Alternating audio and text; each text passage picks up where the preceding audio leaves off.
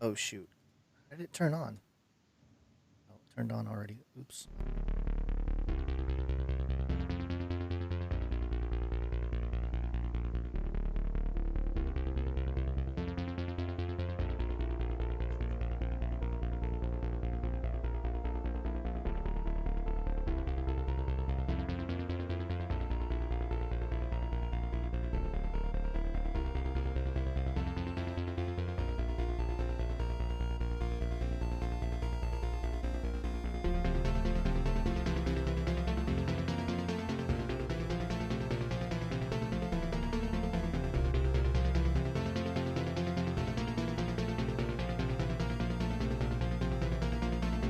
Hey everybody, you are listening to Canary Cry News Talk live stream. This is the pre-stream, folks, so congratulations on being here early. First comment of the day goes to $signs over on Twitch. Great job. I see other people coming in, so that's great news. Here's the thing, folks. You're going to want to remember to follow us on multiple platforms. It's the only way to guarantee that you never miss a show. Today's Friday the 13th, spooky, and we got some great stories for you today. So sit on down, buckle your seatbelt, make sure to grab some snacks, because we're going to be, it's going to be a bumpy ride. Okay, folks, so again, remember to follow us on multiple platforms. If you haven't done it yet, head over to twitch.tv/Canary Cry Radio. That's right. And also remember to share this out. Hit the like button. Very important. Press share. Put it on your socials. Send it to your best friend. Because we're going to get started. Okay, folks. Here we go.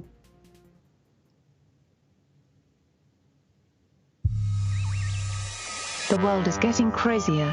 People are acting more and more insane. The end of the world is tomorrow. Tomorrow. There's only one thing to do when the world is falling apart. Listen to Basil and Gonz as they discuss this week's news and events through the lens of Bible prophecy. You are listening to Canary Cry News Talk. You're listening to Canary Cry News Talk. Today is November 13th. 2020. This is episode 265, and today, Dark Days. That's right, folks, and this is me, your best buddy, Basil. And this is Gonz. Welcome to the podcast where we love Jesus, we love you, learning to love ourselves, and praying for our enemies, especially those surrounding Basil right now. Joe brought some friends with him. I know, it's getting crowded in here, Gonz. Kamala's there. Bill Gates is trying to cover your mouth, and B.O. is there too. He's scared. B.O. Oh, Barack Obama. Barack Obama. Okay, got it. Come on, it's a whole keep up. crowd here for those who are watching live. The studio is popping off today. If you're just listening audibly on a regular podcast format, that's okay. I'm going to tell these folks to keep it down. But we hope you enjoy anyways. Gonz, what's new, man? Not much. Little sleep, as normal with a new baby. So the little sleep. Little sleep, little baby. Big sister's doing well, and bigger sister is doing even better. And yeah. Okay, cool. Yeah, not much to say other than waking up every 2 hours. Yeah, which was once a little baby is now basically an adult, right? Now, what is she? 3, 4? There's a 3.5-year-old, and a 2-week-old. So wow, or 3, I guess. Now, almost 3. How fun! How fun is that? I know. Well, it doesn't matter who you are. Nobody's getting any sleep recently. I'm trying to think. No new news, really. I'm still traveling the cosmos, and so I have my nice still image here. Still on this different microphone, which I'm still getting used to, but so far so good. And I can't think of anything exciting. I've kind of tuned out over the past couple days. Good. But it's nice to do the show because I get to check back in with reality here. Yeah, it's a big thing happened, I think, right after we finished our stream on Wednesday for episode 264. YouTube it didn't crash, but it kind of went down. Did you hear about that? Yeah, a lot of there's been some like internet. It's the internet. Internet. The interwebs have been having some glitches recently. Yeah, Seen lots of graphs where major portions of the internet will just disappear for a lot of people. Is that Trump just hitting the kill switch or what? Well, that's what I was mentioning, reminding people that on episode, I think it was 252, titled "The Least Known Huxley," we covered that Trump internet kill switch. But who knows if it was that or not? We don't know much about it. But it wasn't just YouTube. The Down Detector was saying that it was a whole bunch of platforms going down. So and a lot of service providers too, like not just YouTube as a platform, but it was like Spectrum and Verizon, like a bunch of the actual ISPs were down. Yeah, the hardware layer, which is sort of the last layer that. We need our hardware, Gons. I know. Yeah, the internet is nothing without hardware. Debatable. If it's all in the ether, what does it matter? It's all in the cloud, bro. It's all in the cloud. Who needs hardware anymore? The one thing that was interesting was that YouTube was doing a pretty big update, and yeah, so there was like an app update, but then I think people were not able to play videos. So like the app was working, the comments were working, but there wasn't anything. It just became a chat room. Yeah, I mean, people were hitting videos, but nothing was playing. And I think there were similar things were happening on other platforms as well. But, who knows? I mean, we're in this really interesting moment in time where the election results are being contested and there's a lot of finagling going on. I'll share one rumor here. Again, we're not going to dig too deep on all the election stuff because there's a lot of other folks doing it, and I don't know how we can add too much to the conversation, but I will mention this tweet that went out. This is rumor, just heads up, rumor, not, rumor, not for sure. This is Alpha Omega Energy tweeting this out. Breaking news. People on the ground in Germany report that SCYTL, I don't know if that's, I think it's a German company, but anyway, hosting your election data improperly through Spain was raided by a large U.S. Army force, and their servers were seized in Frankfurt. Skittle, what? Maybe it's Skittle bankrupt report and any further details you find. According to the U.S. Army, again, this is tweet rumors. U.S. Army quote. Let me just read it, and then we can just share our thoughts here. Something gross is coming. The Spanish software company Skittle, which sells election manipulation software worldwide that was used in the USA, is on the verge of... What a legit company. Yeah, it was on the verge of Fadenfruz. What's that in German? I don't know what that means in German. Somebody help me. The server on the manipulation was in Germany, a rogue who thinks evil. Tonight, the U.S. Army confiscated the servers with huge mobilization. Vulcan Capital funded Skittle $40 million made by Bill Gates, Microsoft co-founder Paul Allen. Vulcan Capital was formed in 2003 and is headquartered in blah, blah, blah. So you go down that rabbit trail, you can always, find the connection there. Skittle owns the servers that Dominion uses to store your voter fraud data. What? So, yeah, I mean, I'm not surprised. And then there's a screenshot of the Skittle website. And it's all in German, so I cannot decode it for you. But there you go. That's the latest rumor out there of what might be going down out there in the world. Their business is election fraud? I don't know. Who knows? Maybe it's like software integrity or something. They'll word it something, But that's what this tweet says. Again, I don't know German, so I couldn't tell you. Of course, when I type in Skittle into Google, the first suggested search is Skittle Soros. SCYTL? Yeah. Oh, okay. SCYTL. All right. So maybe it's there we go. Soros's favorite candy. Interesting. Wow. And their big headline on their website here is fact-checking regarding the U.S. elections, debunking fake news. Well, okay, Skittle.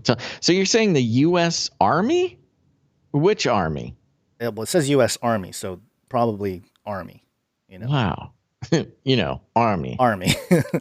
Yeah, I'm looking this up here. That's This pretty is crazy. the I English. did not see that. I got to look further into this. Well, that's a pretty big deal if it is indeed true. Yeah, it would be a big deal. But again, who knows? This is the kind of stuff on the fringes, and this is apart from. We may never know the real story. Yeah, this is apart from the 234-page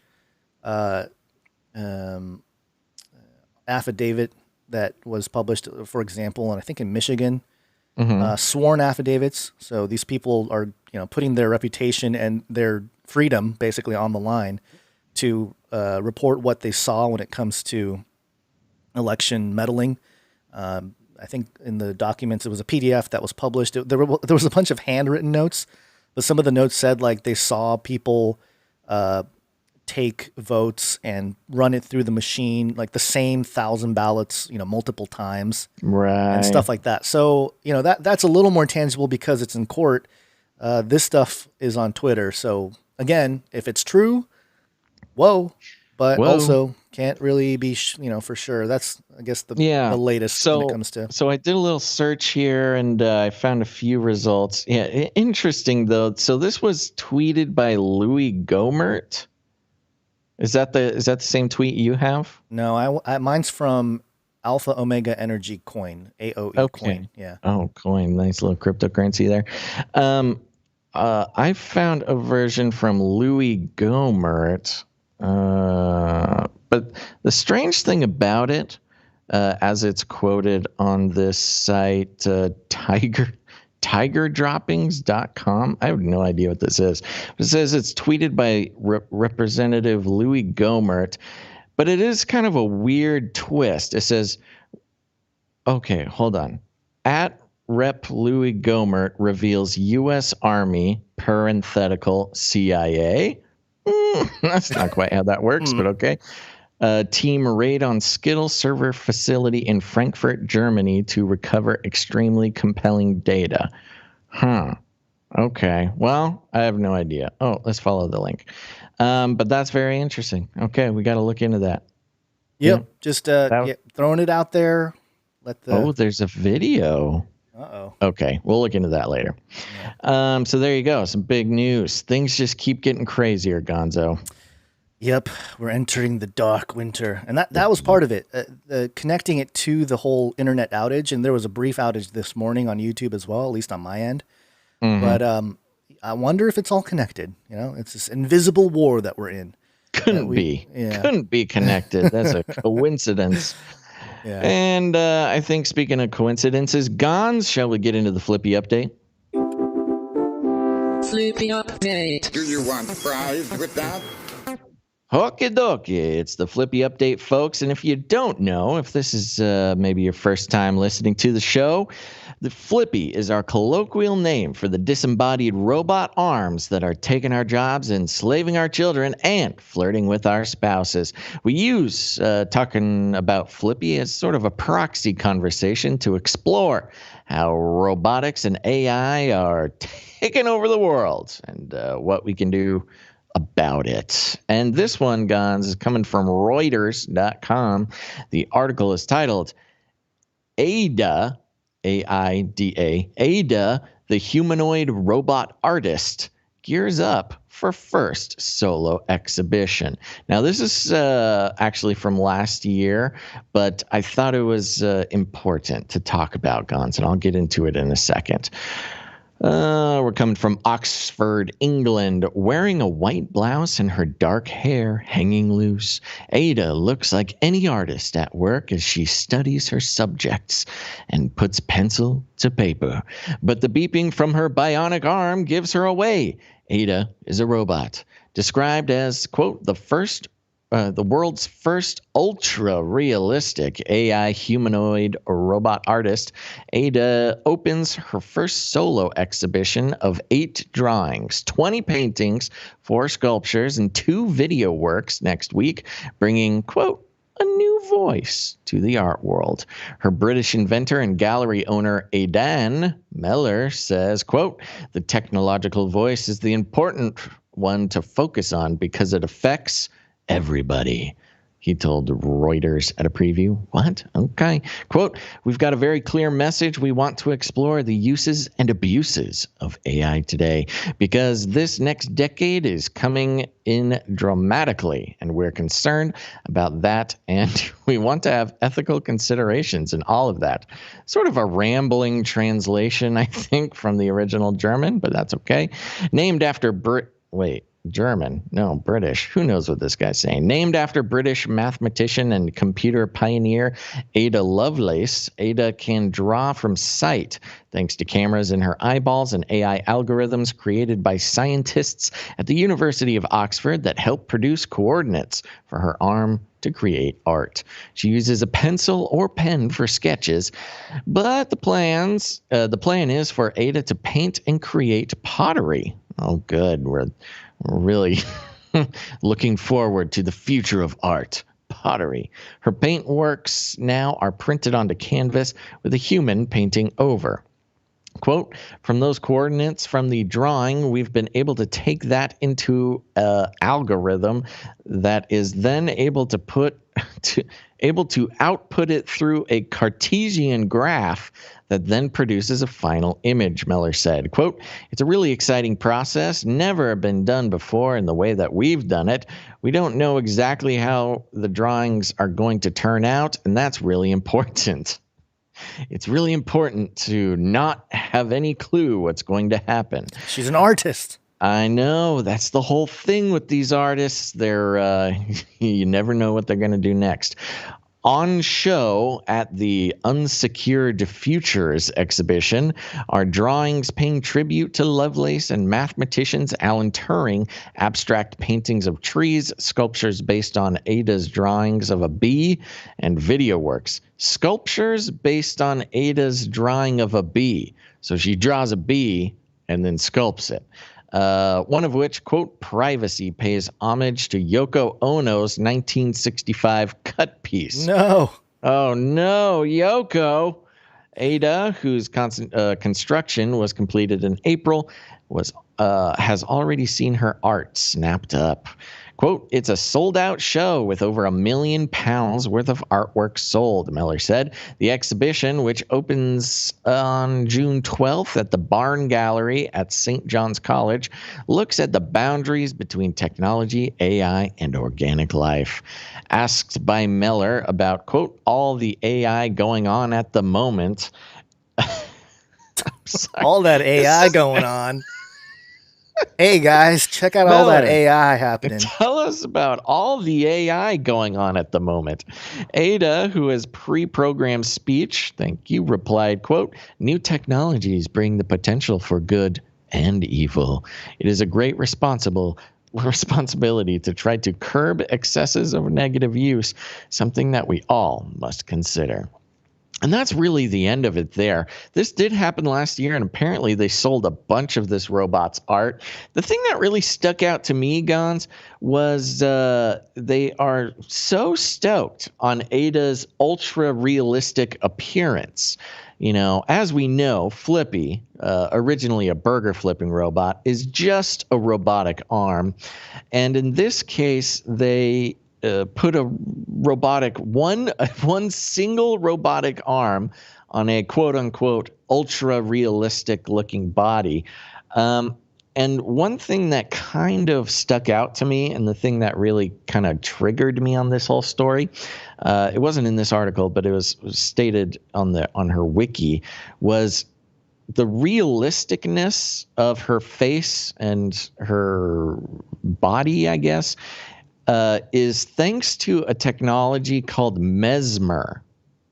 Mm-hmm. Does this ring any bells for you?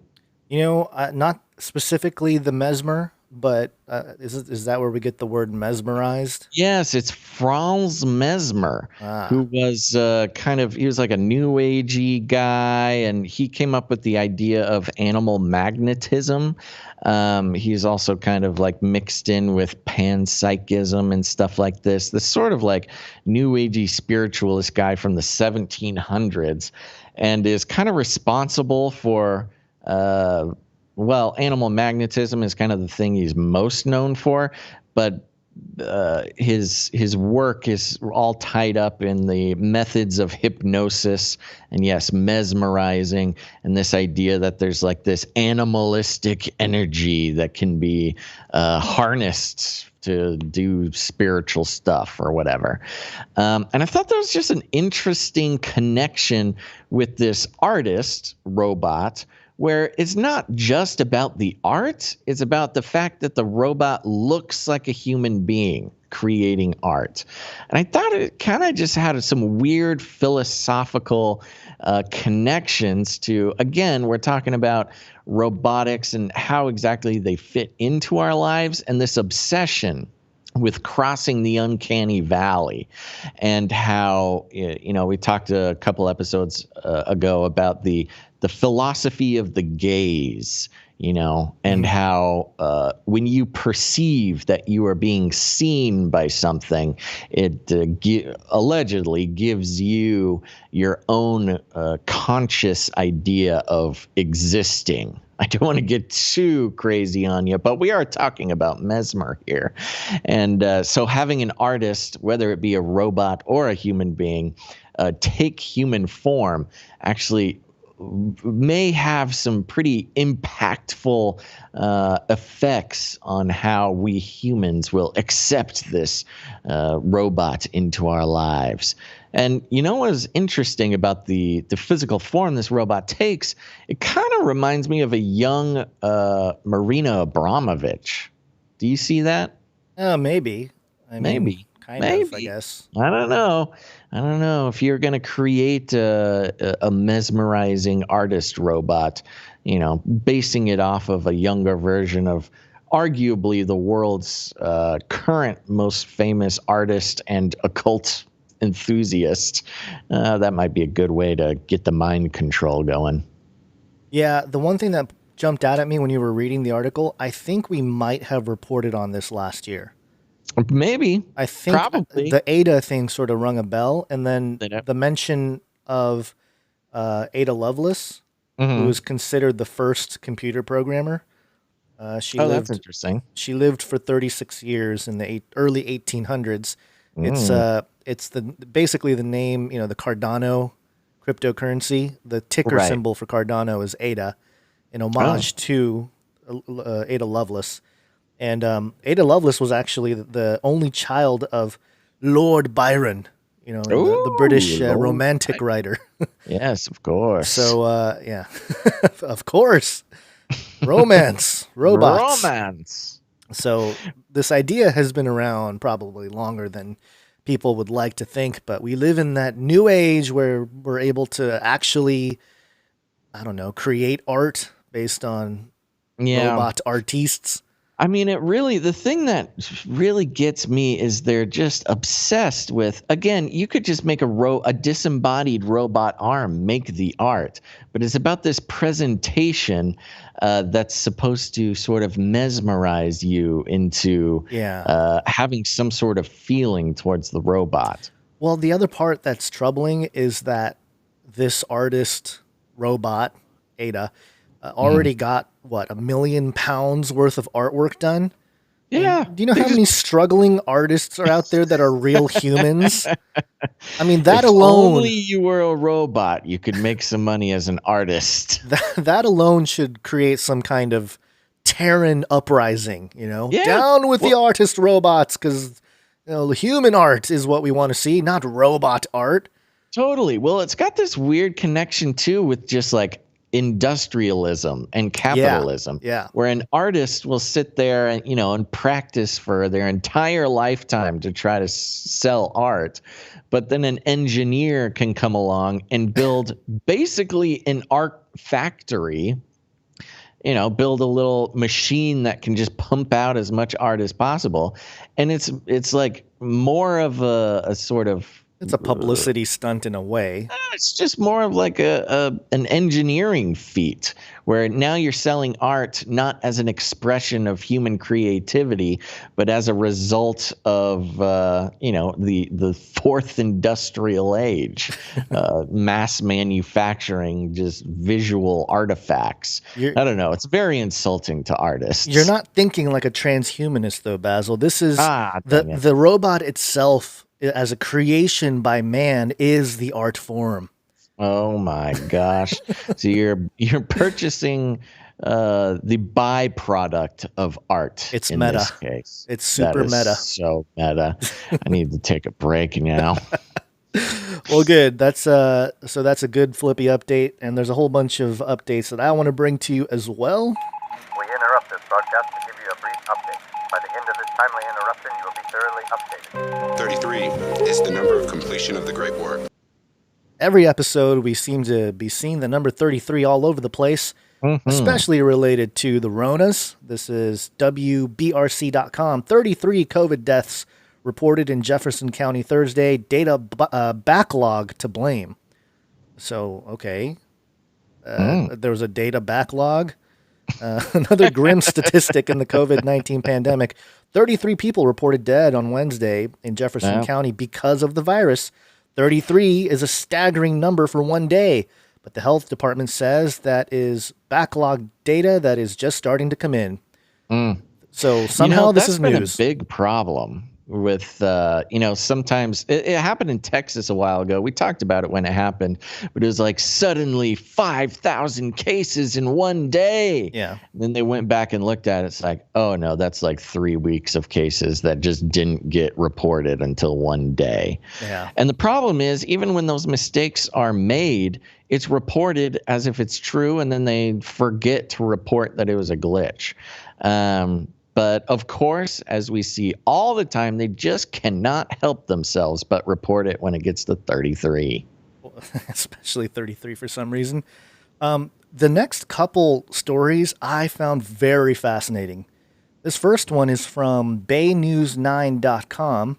Deputies rescue 33 people from floodwaters in Pinellas Beach neighborhoods.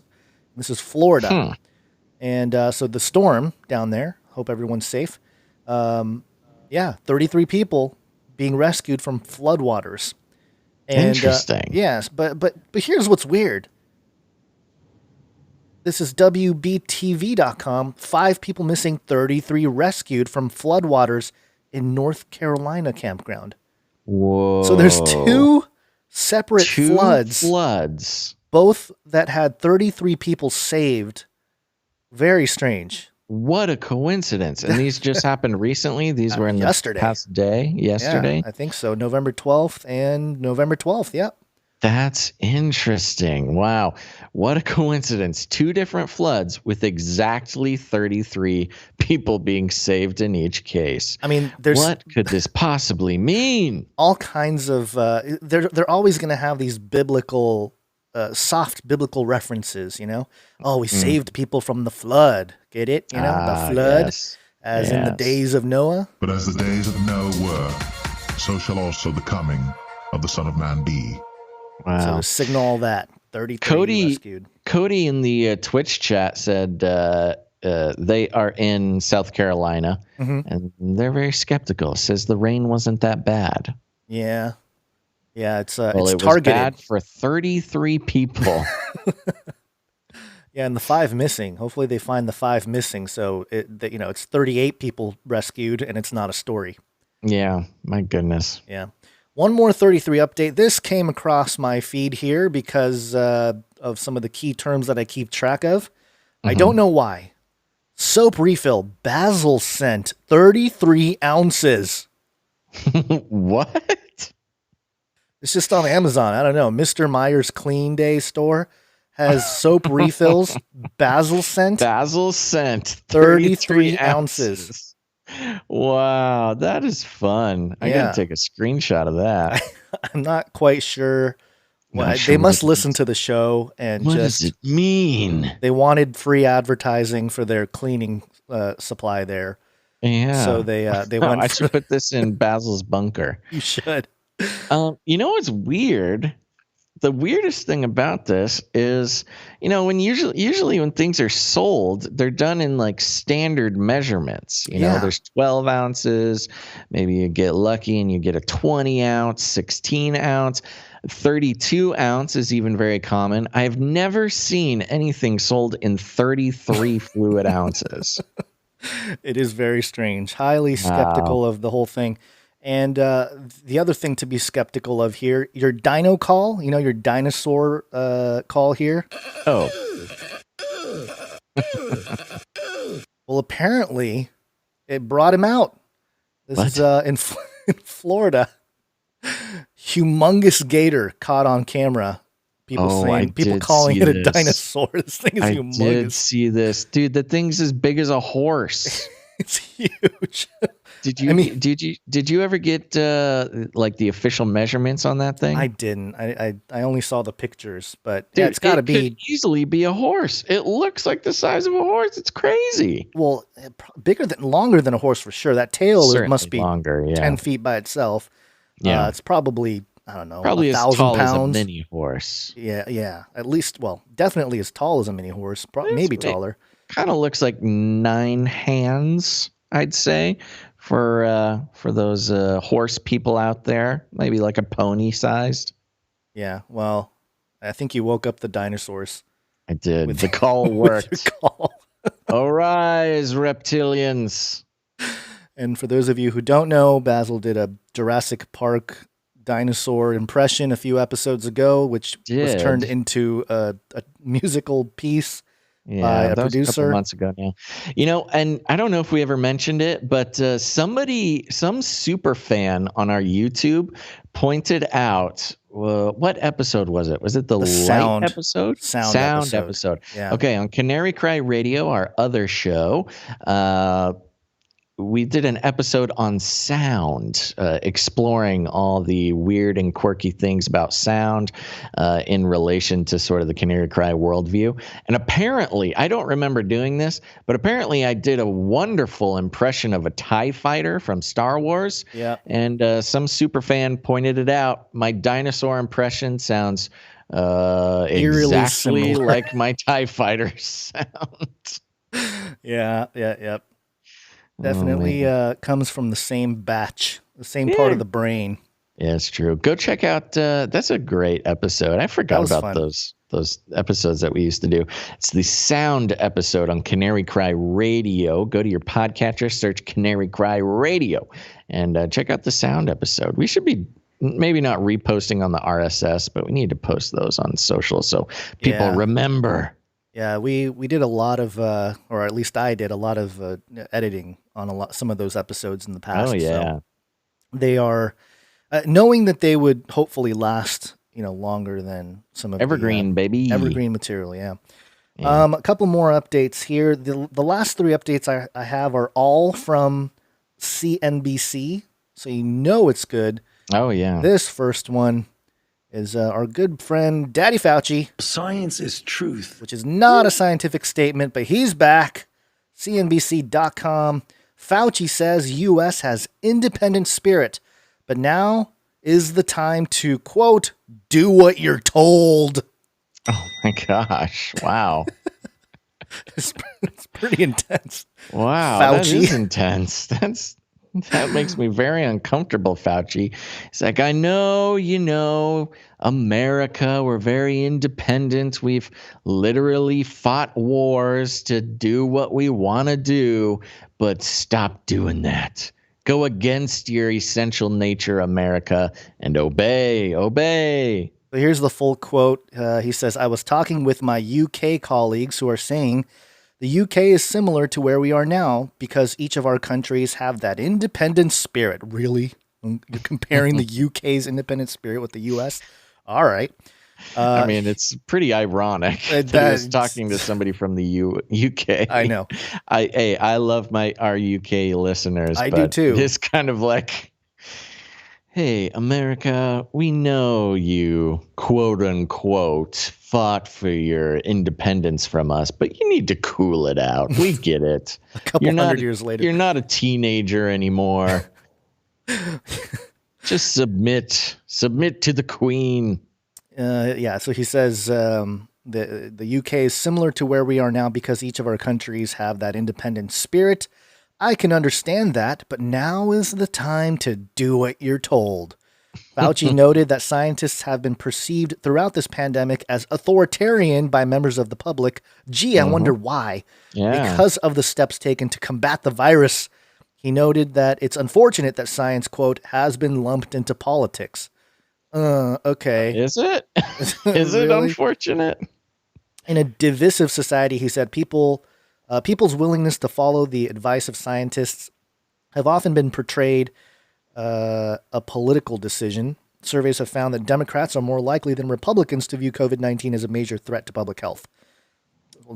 I like how they're like, oh, it's this horrible thing to politicize, and then they like spit out a political tally survey.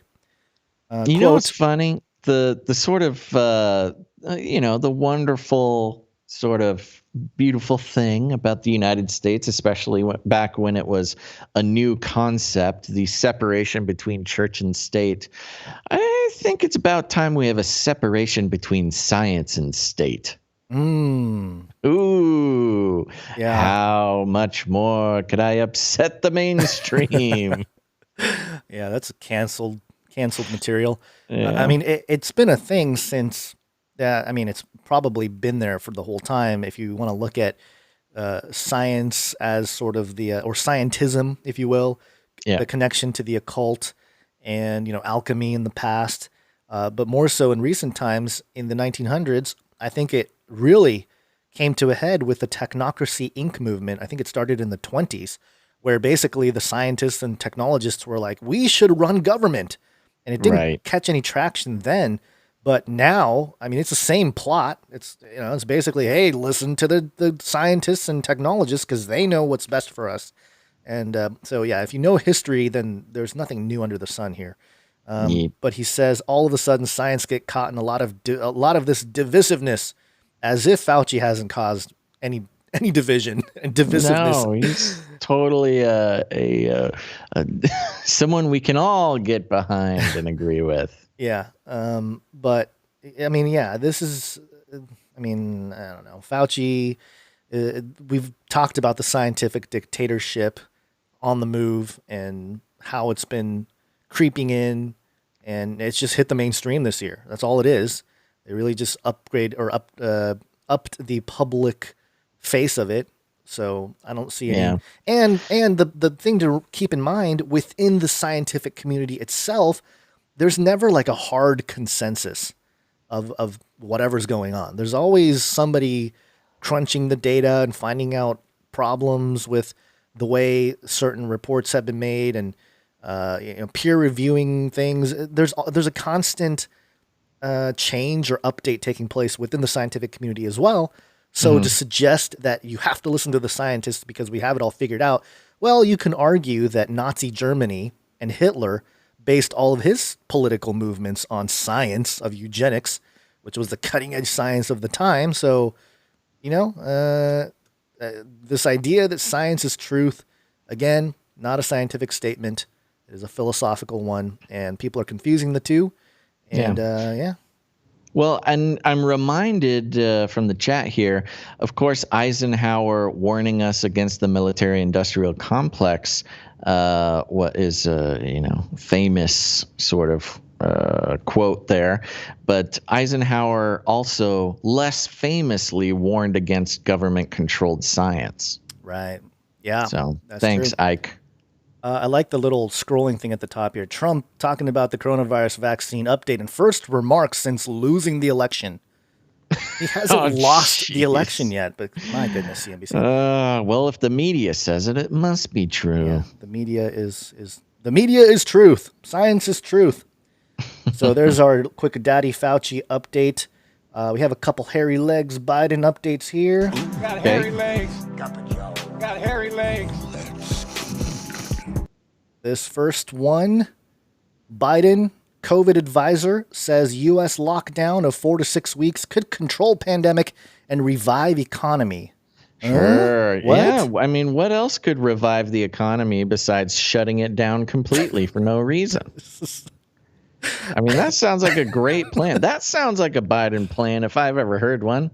You know, the thing. Come on, man. Let's shut it down. We'll fix it. If you want the economy to be revived, you just got to bury it 6 feet under for a few weeks. Yeah, so this is a quote by Dr. Michael Osterholm, who's a coronavirus advisor to President-elect. They say President-elect, but not yet. Joe Biden. And I thought I had a couple paragraphs highlighted here. He wrote, quote, the problem with the March to May lockdown was that it was not uniformly stringent across the country. For example, Minnesota deemed 78% of its workers essential. The humanity. 78% of workers essential. Nonsense. That's horrible. Keep those nurses at home. Nonsense. Quote, to be effective, the lockdown has to be as comprehensive and strict as possible. Yeah, because it's obviously worked around the globe. Everybody else has completely killed coronavirus. Or the pancake, whatever you believe we're on. Everyone's forgotten about the shape because You caught me again. On the current trajectory, Osterholm says the U.S. is headed for dark days. Name of the episode. Before a vaccine becomes available. So again, they do seem to have become more bold in their language with a lot of this stuff. Fauci saying, time to listen. It's like old Grandpa Fauci telling you what to do, and then now this guy saying he's got to shut down the economy. Basically, his idea is to shut it down and give out get the handouts, and so people have money during the lockdown, and that'll save the economy. I don't understand how that works at all. And it doesn't make any sense. Here, let's print more money and give it to you for free and shut everything down so we can revive the economy. I mean, it works for the banks, They get free money, and they seem to be doing great. Yeah. And the big corporations, too. I think there was another airline that got bailed out recently. So. Oh, great. Love it. And one more hairy legs Biden update. Got hairy legs. Got hairy legs. Space Pope Reptilian. Woo! Biden speaks with Pope Francis, the latest world leader, to acknowledge the new president-elect. Oh, my gosh. Yep. So there you go. The proof he's a reptilian. I don't think this surprises anybody. No, but let's see. He got a blessing and congratulations, and then Biden. It says he'll become the second Roman Catholic president, 60 years after Democrat John F. Kennedy became the first member of the faith to hold the office. Really, they're. I mean, yeah, okay, he might have been. Anyway, it's just kind of weird to me that they're calling him a Catholic. He cited a Catholic hymn that it's based on Psalm 91, and it's often said at Catholic funerals. And he said, it's part of it, he will raise you up on eagle's wings, bear you on the breath of dawn, make you shine like the sun, and hold you in the palm of his hand, Biden said, talking to people, that lost family with the pandemic and everything. So, dark winter, everybody. Yeah, welcome to the dark winter. He certainly is pointing out just how dark his winter is here. Yeah, let me address the public after the Pope gives me his blessing with a hymn that's recited at funerals. A real moment of hope. Pope hope. All right. That's all the updates I have for now.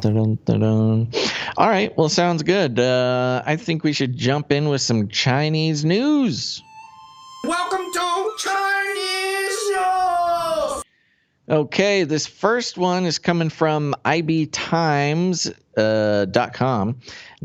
Wow, there are a lot of ads on this website. Oh, my gosh. Not for me. This is Good crazy. Job, blockers. I know I'm on a different computer here, and I need more ad blockers.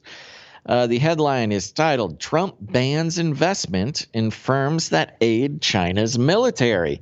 What a reasonable thing to do.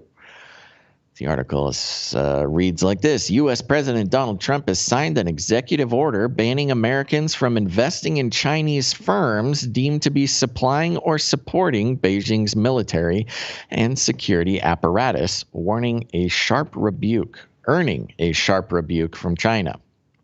The order listed 31 companies. Oh, so close. 31 companies Thursday. It said China was using for the, quote, increasing exploitation of the U.S. investment capital to fund military and intelligence services, including the development and deployment of weapons of mass destruction.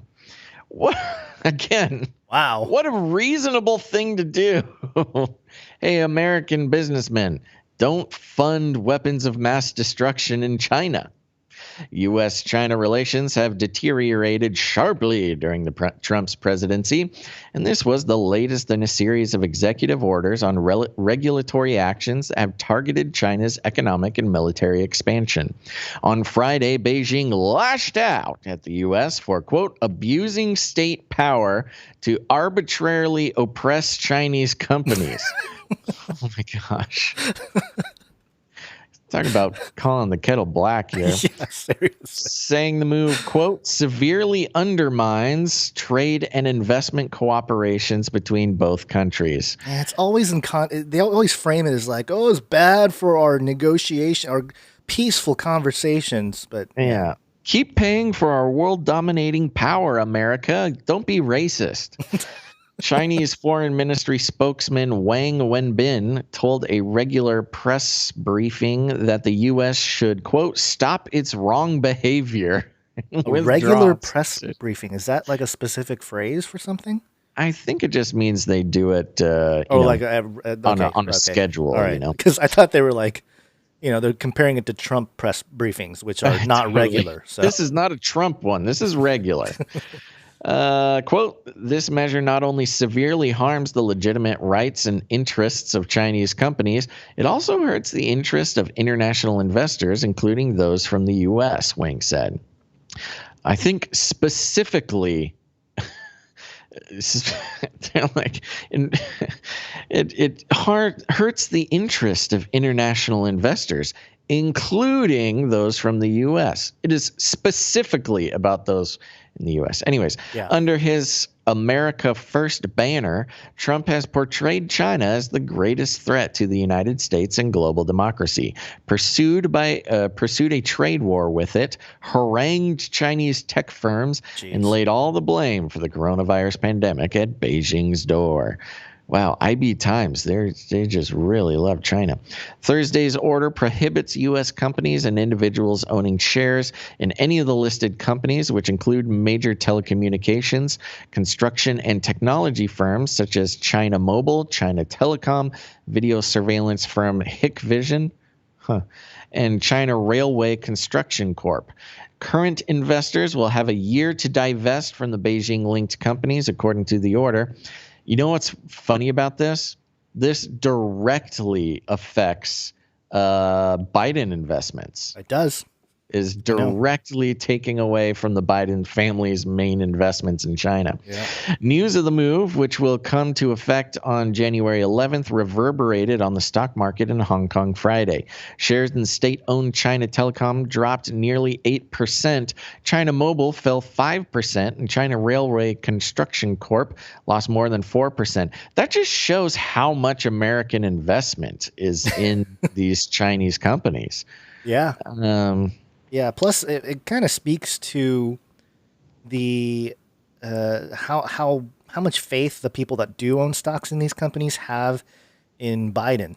It's like if Biden really is the winner here and he's really going to take office, people they would be like, "Hey, buy it up." Worried. Yeah, they shouldn't be worried. They should buy the dip.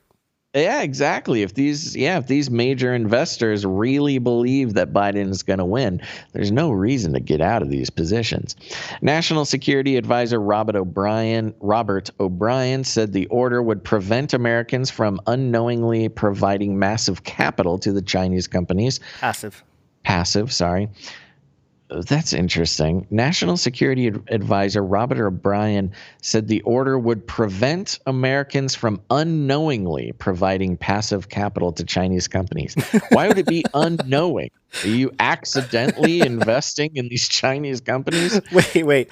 Perhaps Hikvision, you might be, taken off. Oh, it's a Chinese company. But if you're investing in China Mobile, China Telecom, and China Railway Construction Corp., and then they tell you, hey, you're funding Chinese companies, and you go, oh, what? Oh, I unknowingly thought that China Telecom was. I didn't know that was Chinese. Anyways, unknowingly providing passive capital to these Chinese companies listed on exchanges around the world that support the improvement of Beijing's army and spy agencies. He said the companies included on the list, quote, routinely target American citizens and businesses through cyber operations, as well as its economy and military. O'Brien also lashed out at Beijing over its removal of 4 pro-democracy lawmakers in Hong Kong this week, calling the city's one country, two systems government a fig leaf, masking China's increasingly authoritarian grip on the financial hub.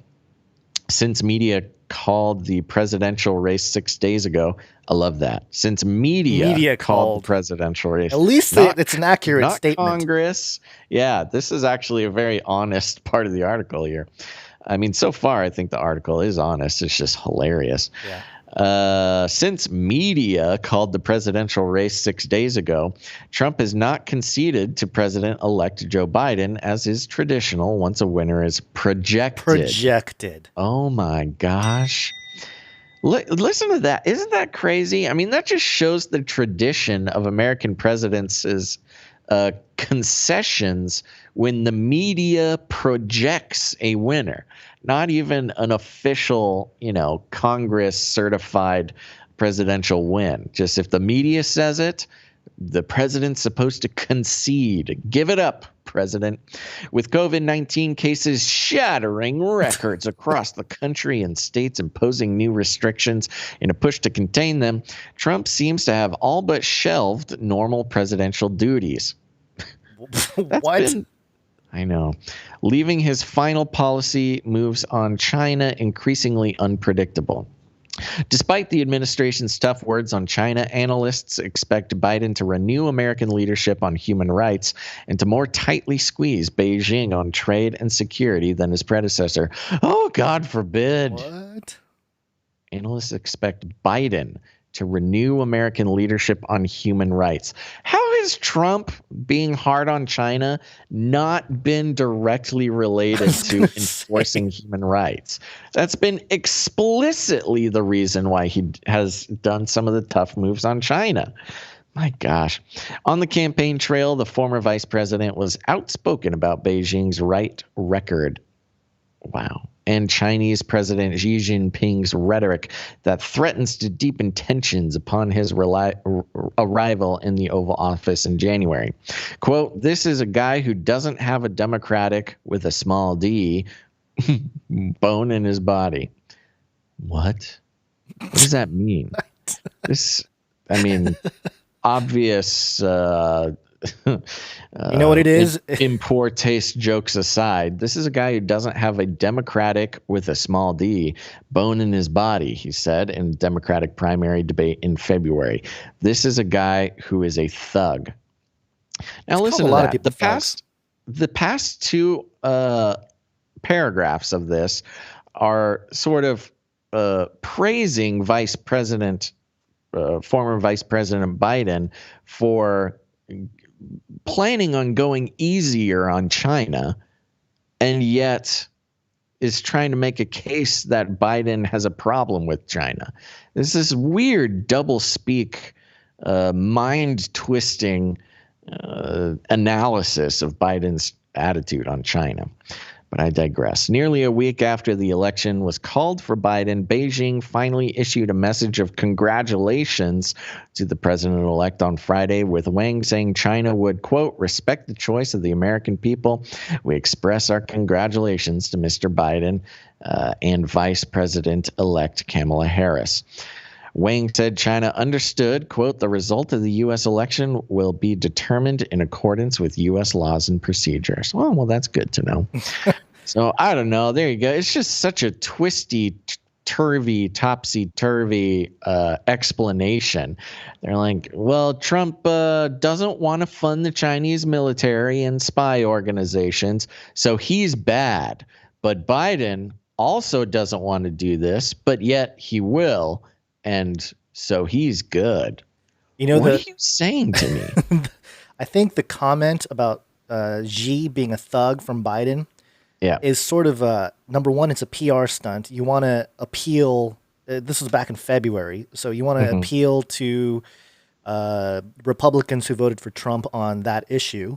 But secondly, it might be also hey, Xi, why didn't you protect me better with my son?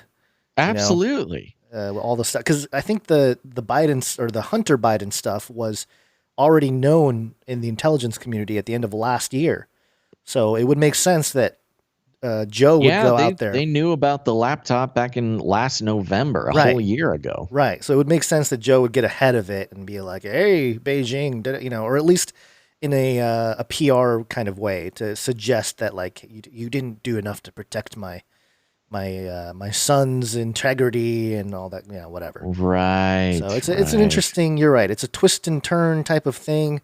I mean, it really is like a weirdly purposeful sort of. I don't know. It's got this sort of like incantational, again, mesmerizing quality to this labyrinthian explanation of Biden's feelings on China. Yeah, the actual executive order is very interesting to read.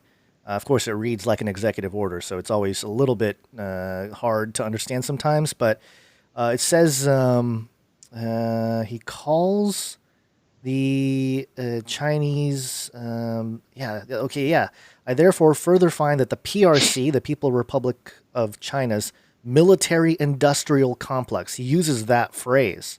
Right. Which is, it's a presidential thing to say, especially anti-American. But I thought it was interesting that he actually used that phrase in the EO. And it's just you can't hold the securities and derivatives that would fund the. Don't fund a foreign aggressive military and intelligence apparatus. Yeah. What a concept. Yeah. And, we also have the official whitehouse.gov release about this. Did you want to go through this? Well, that's what I was talking about. The actual executive order mentions the PRC, the People's Republic of China, and Trump mentions it as military-industrial complex. Oh, totally. By directly supporting the efforts of the PRC's military, intelligence, and other security apparatuses constitutes an unusual and extraordinary threat which has its source in substantial part outside the U.S. to the national security, foreign policy, and economy of the U.S. To protect the United States homeland and the American people, I hereby declare a national emergency with respect to this threat. And it goes into what's prohibited, what's allowed. There's still some things that are allowed, which I thought was interesting. We don't have to go through it, but there's not loopholes per se, but there are some exceptions where you're permitted to hold certain things if you're an investor. So it's not like a blanket thing, but it's what enough I love about this? Cause damage. Yeah. Yeah. Well, I'm looking at the actual executive order on whitehouse.gov, section 6, general provisions. Nothing in this order shall be construed to impair or otherwise affect the authority granted by law to an executive department or agency or head thereof, the functions of the director of the Office of Management and Budget relating to budgetary, administrative, or legislative proposals. This order shall be implemented consistent with applicable law and subject to the availability of appropriations. This order is not intended to and does not create any right or benefit, substantive or procedural, enforceable at law or in equity by any party against the United States, its departments, agencies, or entities, its officers, employees, or agents, or any other persons. So it sounds like this doesn't apply to politicians. Right. I think this is that's what the loopholes kind of were. Yeah. Earlier. Well, it's the classic loophole of, hey, insider trading is incredibly illegal, except if you're in Congress. Kind of know. I would need a little bit more sort of analysis from a professional on that, but it sounds shady to me. Yeah. I'm sure he's always leaving a little bit for the. Well, you got to do it. vultures. You can't anger your rich buddies in Congress. Yeah. So there you go. Some updates on a couple of episodes now on China and the moves that are being made. But well, that's it's good because we didn't really pay attention to China for a little while there, but a lot of stuff's been happening. You know, because it's Trump's new age. We will launch a new age. Woo! New age, buddy. Speaking of new age, I guess, sort of creepy new age. Epstein didn't kill himself. Oh, gosh. Yeah, speaking of something we haven't heard about in a while. Yep, this is independent.co.uk. No action against prosecutors who made Epstein deal, Justice Department says. Lawyers guilty of, quote, poor judgment, not crime, DOJ decides. And it says here, a Justice Department investigation has ended with no action being taken against prosecutors who cut a deal with Jeffrey Epstein. The department decided that federal prosecutors who agreed a controversial 2008 non-prosecution with Epstein were guilty of, quote, poor judgment, but had not broken the law. Quote, letting a well-connected billionaire get away with child rape and international sex trafficking isn't poor judgment. It is a disgusting failure, said Republican Senator Ben Sass. Americans ought to be enraged. Epstein, a former friend of Donald Trump. They always start with that, right? I know. Former friend of Donald Trump, Bill Clinton. They don't mention... Oh, there we go. Okay. Yep. And Prince Andrew was investigated after allegations he had abused dozens of teen girls at his mansion in the early 2000s. He eventually pleaded guilty to state charges involving a single victim and spent 13 months in prison, leaving daily for work release. And interesting. His plea deal ended a federal sex crimes investigation for which he could have received a much longer custodial sentence. Epstein died by suicide, allegedly, inside a New York federal prison while awaiting trial on sex trafficking charges. The Justice Department has not yet issued a statement on the findings of its investigation. Epstein's longtime girlfriend and confidant, British socialite Ghislaine Maxwell, was arrested in New Hampshire earlier this year by the FBI. Miss Maxwell faces charges that include transporting a minor for the purposes of criminal sexual activity and conspiring to entice minors to travel to engage in illegal sex acts. She has denied all allegations against her, and her trial is scheduled for July 2021. Miss Maxwell fought Which is crazy. I know. We're still waiting. Miss Maxwell fought to keep private a 2016 deposition in which she denied claims that alleged victim Virginia Roberts Guffrey has made about allegedly having... Did they put allegedly twice there? That alleged victim Virginia Roberts Guffrey has made about allegedly having sex with Prince Andrew. Prince Andrew has strongly denied all allegations. He has also suggested that a photograph showing him and Miss Guffrey, which was included in courtroom documents, may have been doctored. Miss Maxwell's deposition testimony is part of the federal charges filed against her this summer. So, yep, I guess kind of a blow to anybody who's hoping for some kind of justice in this whole situation here. But don't worry, trust the plan. 10 million people on indictment lists. 10 million? What? You're being a funny guy. Yeah, I'm being sarcastic with the trust the plan, and it's going down. All these criminals are being arrested. Well, this is referring to Epstein's first brush with the law regarding his evil deeds. This is what, back in 2008 or something? Yeah.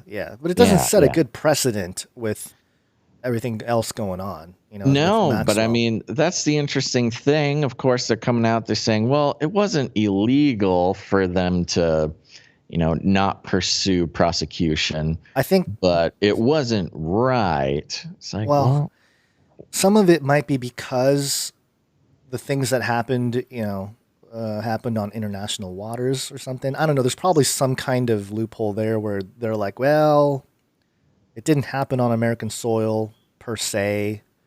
I don't know. Yeah, I need to refamiliarize myself with that whole first thing. It really got buried, did. And that's the thing about Epstein. Of course, I mean, we obviously didn't break the story or anything, but we've been hearing about Epstein for 5 or 6 years now. Which, of course, that he was kind of the basis for the whole Pizzagate uproar that happened in 2016, 15, and 16. That, of course, got everybody called crazy conspiracy theorists. And then it wasn't until last year that everybody was like, oh, yeah, I guess this is a bad guy. But too bad he died. So we don't have to think about it anymore. Allegedly. Yeah, and I wouldn't be honest if, I didn't mention the Mossad as being part of this whole situation here, and whatever strongholds they have in the U.S. through politicians or judges or whatever. You're not going to get certain things to go through because of foreign interests that are not very public. If you just looking intelligence apparatus of the world. Yeah, exactly. Yeah. So there you go. A little update on the Epstein situation. We haven't heard much, like you mentioned, so I wanted to throw that in there just so we have an update.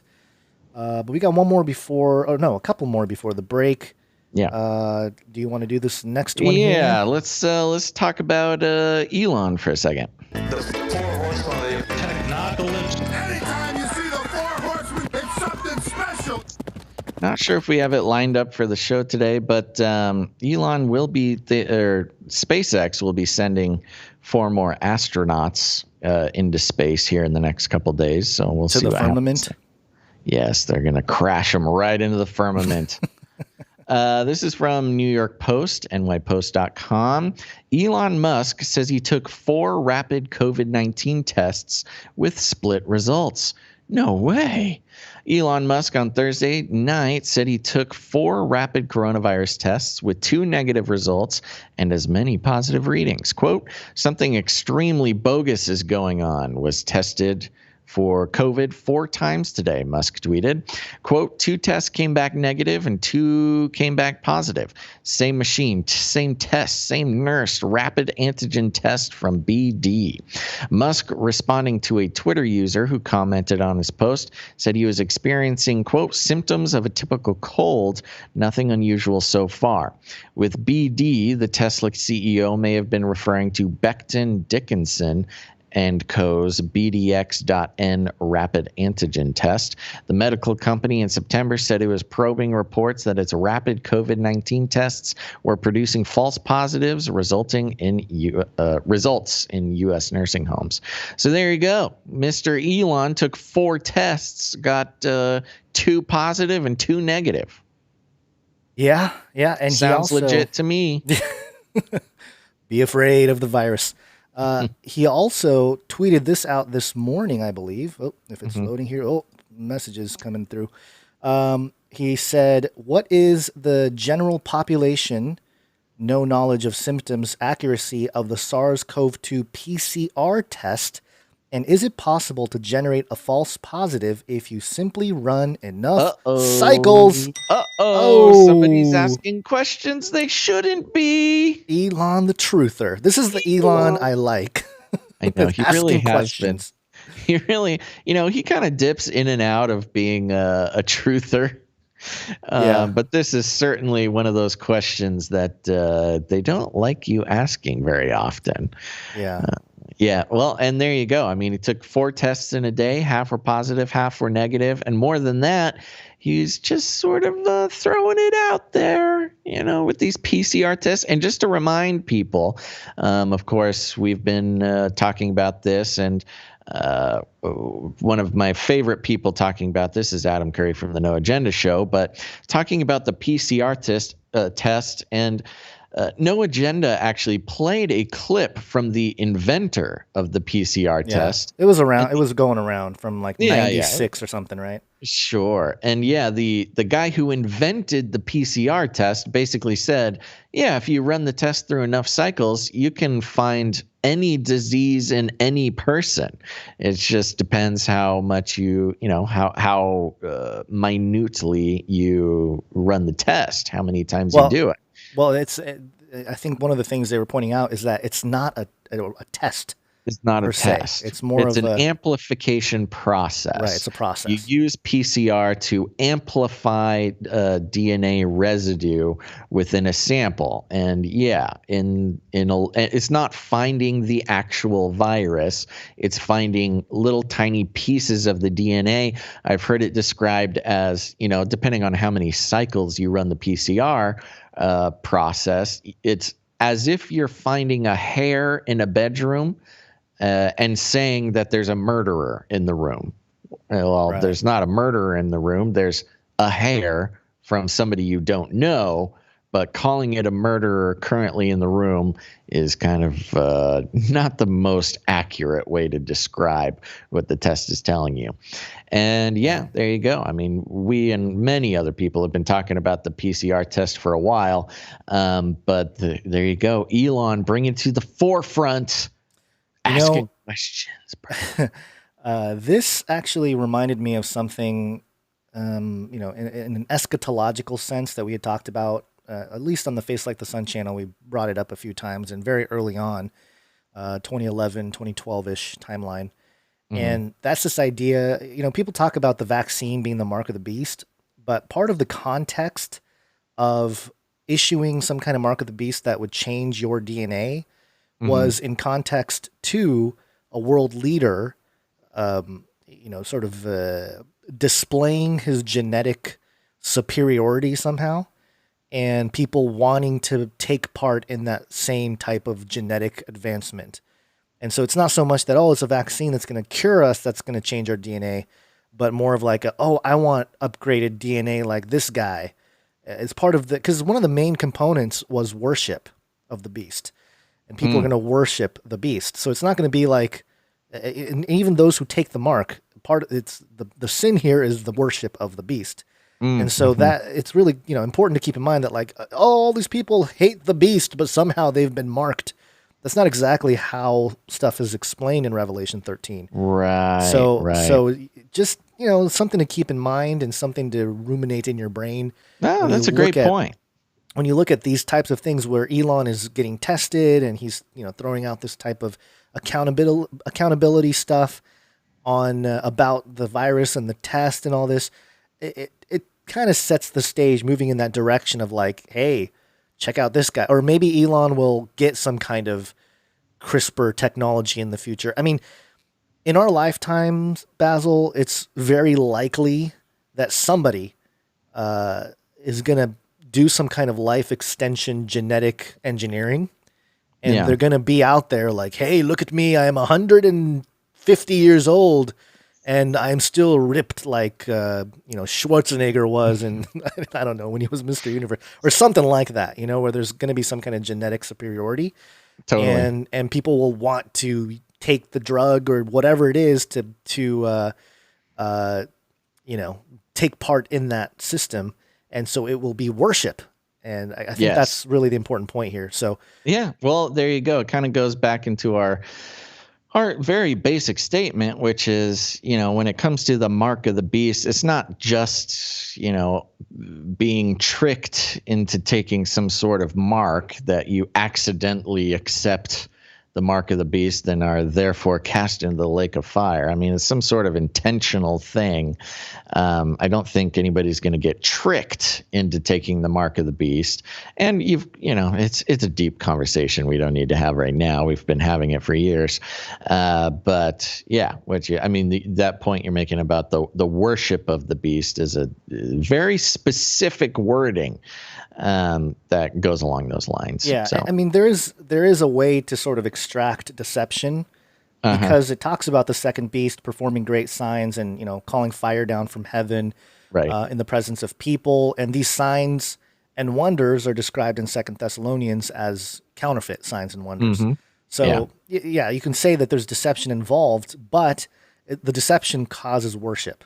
Yes. See, that's kind of the difference here, which speaks to this Elon thing, you know, that like even the elect might be deceived kind of idea from Matthew 24. All these people like us were like, hey, Elon, yeah, good stuff. You're touching on some truth chords there. I mean, we would be the target audience of that deception because we're because the people that are like all in it, they're like, sweet, let's take the vaccine. I'm all, put the new world order mark on my forehead and I will comply. But the people that are the target of this sort of thing would be those who would say, hey, yeah, that makes sense. Hey, this guy's making a lot of sense. Let's put the, hold this guy up as some kind of savior figure or whatever. Right. So, just it's not so cut and dry and clear as many would like for it to be in these modern times where, biblical prophecy seems to be alive and well in the minds of many. And I do think we're living in some extraordinary times and prophetic times. So I'm not dismissing it, but also, take heed. Don't think that we're so privileged that we are living in the exact time that Revelation 13 projected. I think if you're paying any sort of attention, it'll be easy to spot. Oh, yeah. That's kind of my thing. Yeah. Speaking of worship and deception, did you watch the White House live update 43 minutes ago of live President real Donald Trump delivers an update on Operation Warp Speed? I did not. What was the update? I have no idea. I didn't watch it either. I think we were doing the show, but I have it pulled up here, and I love it. They got these very enthusiastic American Sign Language translators here. Yeah. I love watching these guys. Yeah. Well, yeah, that's I think we mentioned it as part of that scrolling headline on one of the we pointed out how it was they were framing Trump as first comments about the vaccine after losing the election. Right. But yeah, I think it was. I will say, I'm looking at this video of Trump. His hair's looking pretty gray. Yeah, it's not as like perfectly blonde as it used to. It might just be the white balance on this video, but he's looking like a silver fox. Hey, it really looks good against his spray tan. Trust the plan. Right. Trust the plan, man. I trust the warp speed plan. All right. There you go. What else was I gonna say? What I got here? Nope. I got nothing. There you go. It's break time. Come on, take a break. That's right, folks. We're going to take a quick break, but don't go anywhere because after the break, we got a couple of cyborg updates, some electronic skin and the properties thereof, as well as non-invasive neural network progress by DARPA. That's right. DARPA's given Elon a run for his money. And, of course, everybody's favorite, the Nephilim update. So don't go anywhere. But first, we want to thank some of our producers. That's right. Some of you might be thinking, producers, what the heck? This is just a second-rate podcast hobby. Well, don't be fooled. That's right. We do have producers. What does that mean? Well, we are on the value for value model. And if you haven't heard, you might notice that we do not read any advertising on this show. I'm always surprised. Many very popular shows on the internet, they make some good cash, but that's because they have bent the knee to the all-powerful advertiser. They'll spend sometimes 10 or 20 minutes per show. You got the pre-roll, the post-roll, maybe a mid-roll in there somewhere. And that's just fancy language for reading advertisements. And you'll notice we have not read any advertisements, and we're not planning on doing it. Not that we don't have the opportunity. We've had plenty of offers from advertisers for many years now, but the problem is advertising is all wrapped up in big data, privacy concerns, global corporations, and more than anything, taking advantage of the trust and attention that our dear listeners give us on a 3 times a week basis. That's right. So, we made the decision that we just don't feel comfortable with all these advertisers incentivizing Gons and I to consider you, dear listener, as a commodity to earn your trust and your attention, just to turn around and sell it to the highest bidder by using that trust and that attention to sell you stuff you don't want or need. And, it's just problematic. The fact that they want us to consider you, dear listener, who is by all accounts that I can figure, an individual human being living a life as vivid as my own. But instead, they want us to bundle you up like subprime mortgages in 2008 and sell you to whoever will give us a couple bucks for it. And we just decided we can't really get behind that. It's okay. We make a little bit less money, but at least we can sleep at night, folks. Instead, we work on the value for value model, which is a way of doing shows like this that does not make us feel like we are participating in some gigantic evil economic system of the world, a global theology of advertising and economics. But more importantly, it helps us keep our integrity as people trying to bring the truth and not having to worry about being brand safe, not having to worry about not saying the right thing or saying the wrong thing, God forbid, that makes a global corporation think that we're just, not the right fit for their product of brand new super soft underwear or something like that. So instead, we're on the value for value system, which invites you, dear listener, to invest in your own media future. That's right. It's a rebellion against the global theology of advertising. You're telling the advertising industry that you don't buy it. This is not about you getting something for free and having to actively fight against the mind control of advertising. Instead of letting the advertising industry put a value on something, a piece of media that you appreciate, this is an opportunity for you, dear listener, to take some agency in your own life and put your own value on your source of media, whether you get entertainment or education or analysis or just hearing stories you wouldn't hear anywhere else in a worldview that you can feel good about subscribing to. This is your chance to sort of fight against the unstoppable tide of advertising and brainwashing. So we want to thank very, very much all of our producers, and that's what they are, because this is the real world. You help pay for a piece of media to be created. You are a producer, not just a commodity. So have you thanked your producers today? Well, now's your chance. First of all, one of the easiest ways to become a producer of the show is to head over to patreon.com/CCNT for Canary Cry News Talk, patreon.com/CCNT. And Gonz, are you ready to thank a producer? Ready to go. Okay. And our one and only beautiful Patreon producer for today is producer Mika. Thank you, producer Mika. Thank you very much, producer Mika. And that's it for today over on patreon.com/CCNT. But if you don't like Patreon, that's okay. There's a lot of reasons to not like Patreon. That's why we have canarycryradio.com/support. canarycryradio.com/support. That's right. canarycryradio.com/support is your non-Patreon way of supporting the show, becoming a producer. And we've got PayPal options over there. You can come in with a monthly producership, or if commitment is not your thing, you can make a one-time producership in any amount. And I think it's about time we thank some producers over on PayPal. Gons, who do we got over there? PayPal producers. And I see Mika in the chat there. Thank you, Mika, producer. Thank you very much, Mika. Patreon. Okay, so we got a few here to thank. First, I wanted to thank Jason B. Thank you, Jason B. Thank you very much, Jason B. And the reason why we have the B there is because we have another Jason, and we'll get to him in a moment. Hey.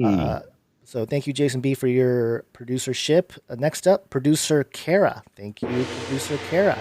Thank you very much, producer Kara. And next, we have producer Lorelei. Lorelei's back in the house. Thank you very much for your consistency, producer Lorelei. And that's $33. And she did send me a note, and she said it's German like Einstein. Okay. I don't know what that means. I don't know what that Einstein. means. Is it? So like I think Lorelei. I think it's Einstein. Lorelei. Einstein. I get it. Lorelei. Okay. Yeah, I got you, Lorelei. Got it. Sweet. Thank you, Lorelei Einstein. Yeah. Laura Einstein. Very good. Next up, and she was a 33 producer. Yes, was mentioned. Jason A, producer Jason A. Thank you very much, producer Jason A. And I think Jason A is our executive producer for the day. Yeah, he combined 33 with the 75, and I mean, it was the tax Trump donation. Thank you very much, Jason A., executive producer of Canary Cry News Talk, episode 265. There you go. Thank you, producer Jason A. And we also want to thank producer D. Thank you very much, producer D. Producer D wants to shout out to the Canary Cry Community Foodies thread from Over the Rainbow. Oh, very fun. He's talking about Canary Cry Community, where all sorts of producers and listeners and Canary Cry family members get together in their own special little social network. That's Canary Cry Community. And, I give a shout out to the Canary Cry Gamers Guild over there, but there's also the Canary Cry Community Foodies. So, we got all sorts of people over there. Yeah. So thank you, producer D. Next up, we have producer Angela. Angela, thank you, producer Angela, coming in with 33.33. Yeah, take back that 33. No Illuminati dog whistles here. That's right. Yeah, thank you, producer Angela. Next up, producer Sherry. I think that's Cherie. Oh, Cherie? I think so. Thank you, producer Sherry or producer Cherie. Again, coming in with 33.11. Ooh, the 11. Yeah. And finally, producer Anthony. Woo! Producer Anthony coming in $33.33. Thank you very much, producer Anthony. Coming in at the last second, but I got you, bro. I was going to say that was added yes, a few seconds ago. Snuck in there. So thank you so much for your treasure as part of the value for value model and the producership. There's other ways you can support the podcast, and that's with your cryptocurrencies. So you can go to canarycryradio.com/crypto, learn a little bit about crypto, and I think a whole bunch of Americans got that Bitcoin thing in PayPal this week. Yeah, so, I've started. All these people I've been trying to talk about Bitcoin with for 4 or 5 years now, since we really started paying attention to it. They're finally starting to contact me and say, thank you for learning us about this wonderful investment tool called Bitcoin. You're welcome, folks. And as of this moment, $16,342. Oh, wow. It's 16, huh? Oh, yeah. It's pumping. Pumping. So congratulations to all you Bitcoin holders.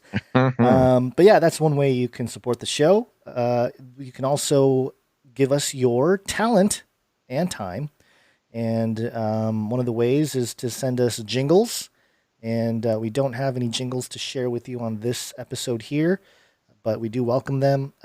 We prefer them to be show related and customized to a topic or clips of Basil or I, saying something and turn it into a song. We got a lot of talented producers out there already. It's a free for all, but we do ask that it is show centric. We love all the submissions we get, but not all of them are pertaining to the show specifically. So we'd like to keep it within that narrow boundary there. Yeah, and jingles are great. You got to keep them short too, because especially if you're taking a clip from a movie or a song or something, they got to be under. I think we're at 3.1 seconds is what the algorithms catch all those copywritten materials with now. Yeah, something like that. I don't know.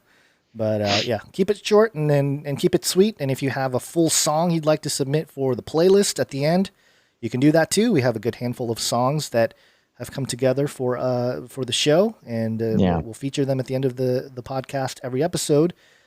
We've got Merlin in Twitch says it's 1.6 seconds. They've changed the copyright algos too. So they keep shortening that. You know what's going to happen eventually? Copywritten, it's going to come down to like 1 bit of data, and then every sound ever made will be copywritten by a corporation, and the takeover is complete. Yeah, we got to copyright our podcast because you know somebody's going to start clipping us for cool jingles. I wonder if some other podcast has ever taken a clip and jingleized us. If anybody hears anybody else, it would just be fun to know. Don't worry, I'm not going to charge you or anything. Yeah, well, maybe we should. Maybe we should charge the people that did. See, that's how you make your real money, man. Licensing deals. Yeah. That is, and that's residual income too. Yeah, that's why all those people making cash. Oh gosh, this Twitch user Nectar Lovin' Nephilim says, "Could I please use you for my ringtone?" Yes, for a mere 9/10 of a penny per phone call, I will let you license my ringtone. Yeah, so that's obviously, again, we love getting the jingles and the songs, so keep sending them, but we don't have any to share on this episode. But of course, we do have some artwork to share. One art, please. And the first one I'd like to share is from Ali. Yay. Basil and Bonds in the chat. And this has to do with the cyborg cockroach story we had last episode. And this is your kittens discovering ways to take advantage of that. Yes, we've got a little cockroach, of course, a cyber cockroach over on the right there, holding a giant pencil. We've got one of the Monties, looks like the mini Monty, says, "I want to eat it," which is exactly what mini Monty would say. But bigger Monty said, "Not until it finishes the script." Continuing the storyline, thank you, Allie, that my cats, yes, are indeed scripting each Canary Cry News Talk episode word for word, and we are simply their human slaves reading the creative works of my cats. Yeah. So thank you very much. Beautiful as always, producer Allie. Yes, thank you. In the chat. Make sure to thank your artists today, folks. Yep. Thank you, producer Allie. And we got a couple pieces in from Grace. And I liked this. Yes. Grace basically took some of Basil quotes, and he said there's Gon's quotes coming too, so I better watch my mouth. I like this idea. This is fun. And, 88's been doing this as well in his art, but this was very explicit, Grace, and I enjoy it very much. Which one are you doing first, Gons? I actually have both on the screen at the same time. Yeah. Okay. So for those who are just listening to the podcast, you don't get the visual, remember, you can go to canarycrynewstalk.com, and every episode in the show notes will have the art from that day. This first one on the left here is a beautiful illustration of we were talking about I was talking about my LibJoe buddy last episode. No, this wasn't about the LibJoe. This was some other person I was talking to, and we were having a conversation about how China is not the greatest place in our opinion, and this person says, "What's so bad about China?" As if that was a question that needed to be asked. But yes, so the illustration is, I don't know how to explain it. It just says, "What's so bad about China?" Basil quotes. And we've got a nice Chinese flag there and some wonderful, fun font choices. And I think that's a question we all need to be asking ourselves. Maybe Biden is asking this for us. What's so bad about China? a wonderful satirical, ironic question. So thank you very much, Grace.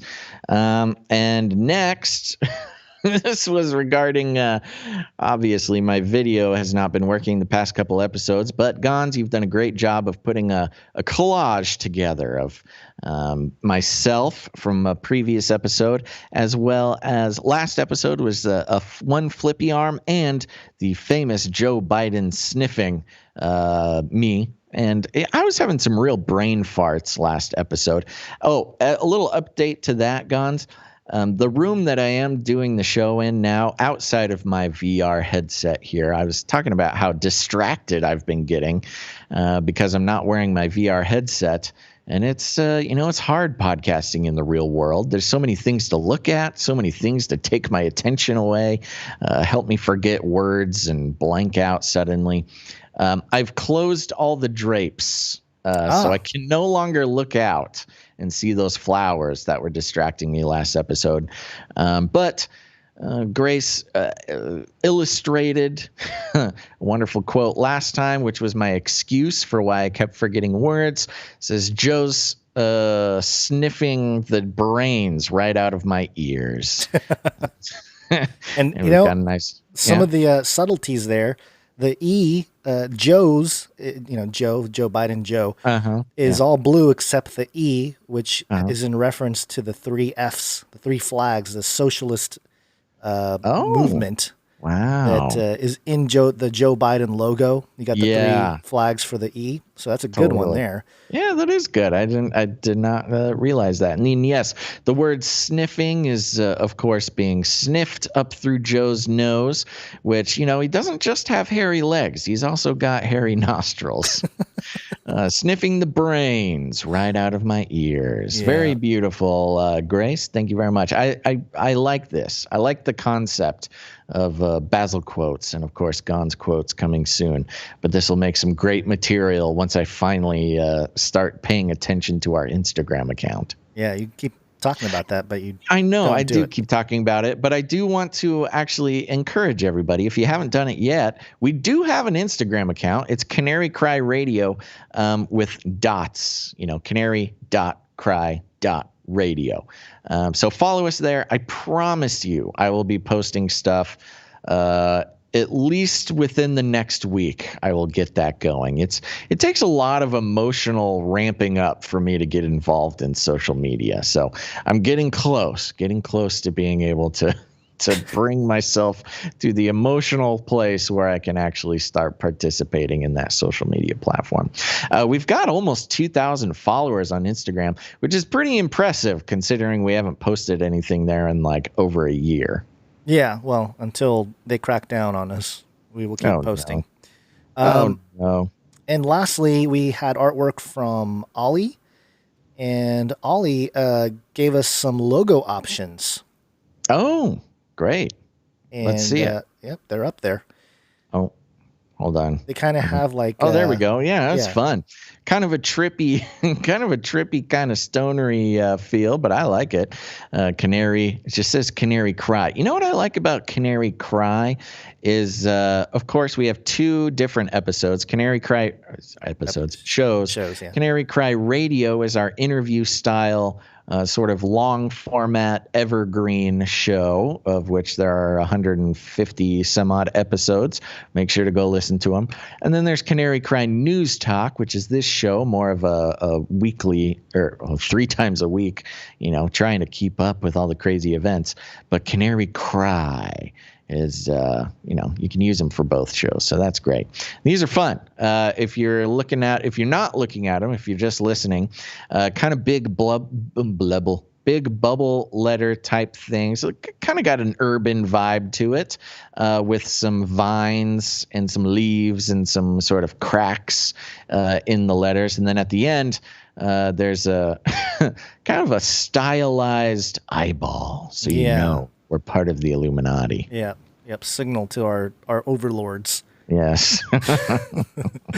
So very good. Thank you, Ollie, for the artwork. And thank you all the artists and musicians for your time. I'm seeing, sorry to interrupt. I'm seeing in the chat here from Sen Jess, there is a Basil and Gon's quote thread at Canary Cry Community. Oh, there you go. I did not know that. Yeah, I didn't know that either. Check on that. Yeah, I need to look that up to make sure. I know. I wonder what nothing horrible that I've quotes are said. getting in there. Yeah. Also, we do have some. We do have a snail mail address. Beep, beep, beep, beep. Snail mail. And I wanted to officially thank Christine for sending us a check in the mail. Thank you so much, Christine. It actually wasn't the first time they had sent, or Christine and her family had sent a check. Yeah, you got the email, right? Yes. Okay, good. Yeah, so thank you so much for that. You can get the address on canarycryradio.com/support. Yeah. And, Producer Christine and family, we thank you very much for producing this episode. Yes, thank you very much. And lastly, the way you can contribute to the show as a producer is with your time. And, that night wind is got bigger and better things that she has moved on to. So, namely, a job. A job, yes.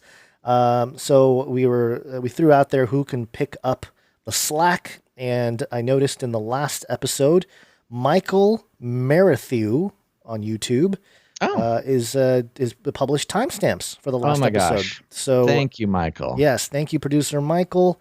And I will be pinning those comments to the video, at least in the Face Like the Sun channel, and that way people can look for the different stories and not have to sit through this long, ridiculous podcast. That's right. And who has time to sit through 3 hours of nonsense? That's crazy. It's it's a great way to share the show, especially with those timestamps. If there's something, a section or a story or a rant or something that you appreciated and you wanted to share with somebody, that's a great way to share the show with them. Use those timestamps. It'll help them get the info they need without having to be fully indoctrinated into the kind of crazy style of the show. Yeah, and also, I'm not going to mention the name here because they don't deserve the shout out per se. Uh-oh. But there was a comment that came in. I know you guys are millennials, but if you changed your format to something more mature and less corny, you would probably get way more views and be taken. One word, by the way, be taken more seriously. Just saying. That probably is absolutely correct. I'm not even saying that person is wrong. But here's the problem. And I'm not going to name any names. It's fine. But one of the biggest problems with truther type people is they want to be taken too seriously. And for me personally, it's a real turnoff. It's like, come on, man. You don't need to make yourself, you don't need to demand respect.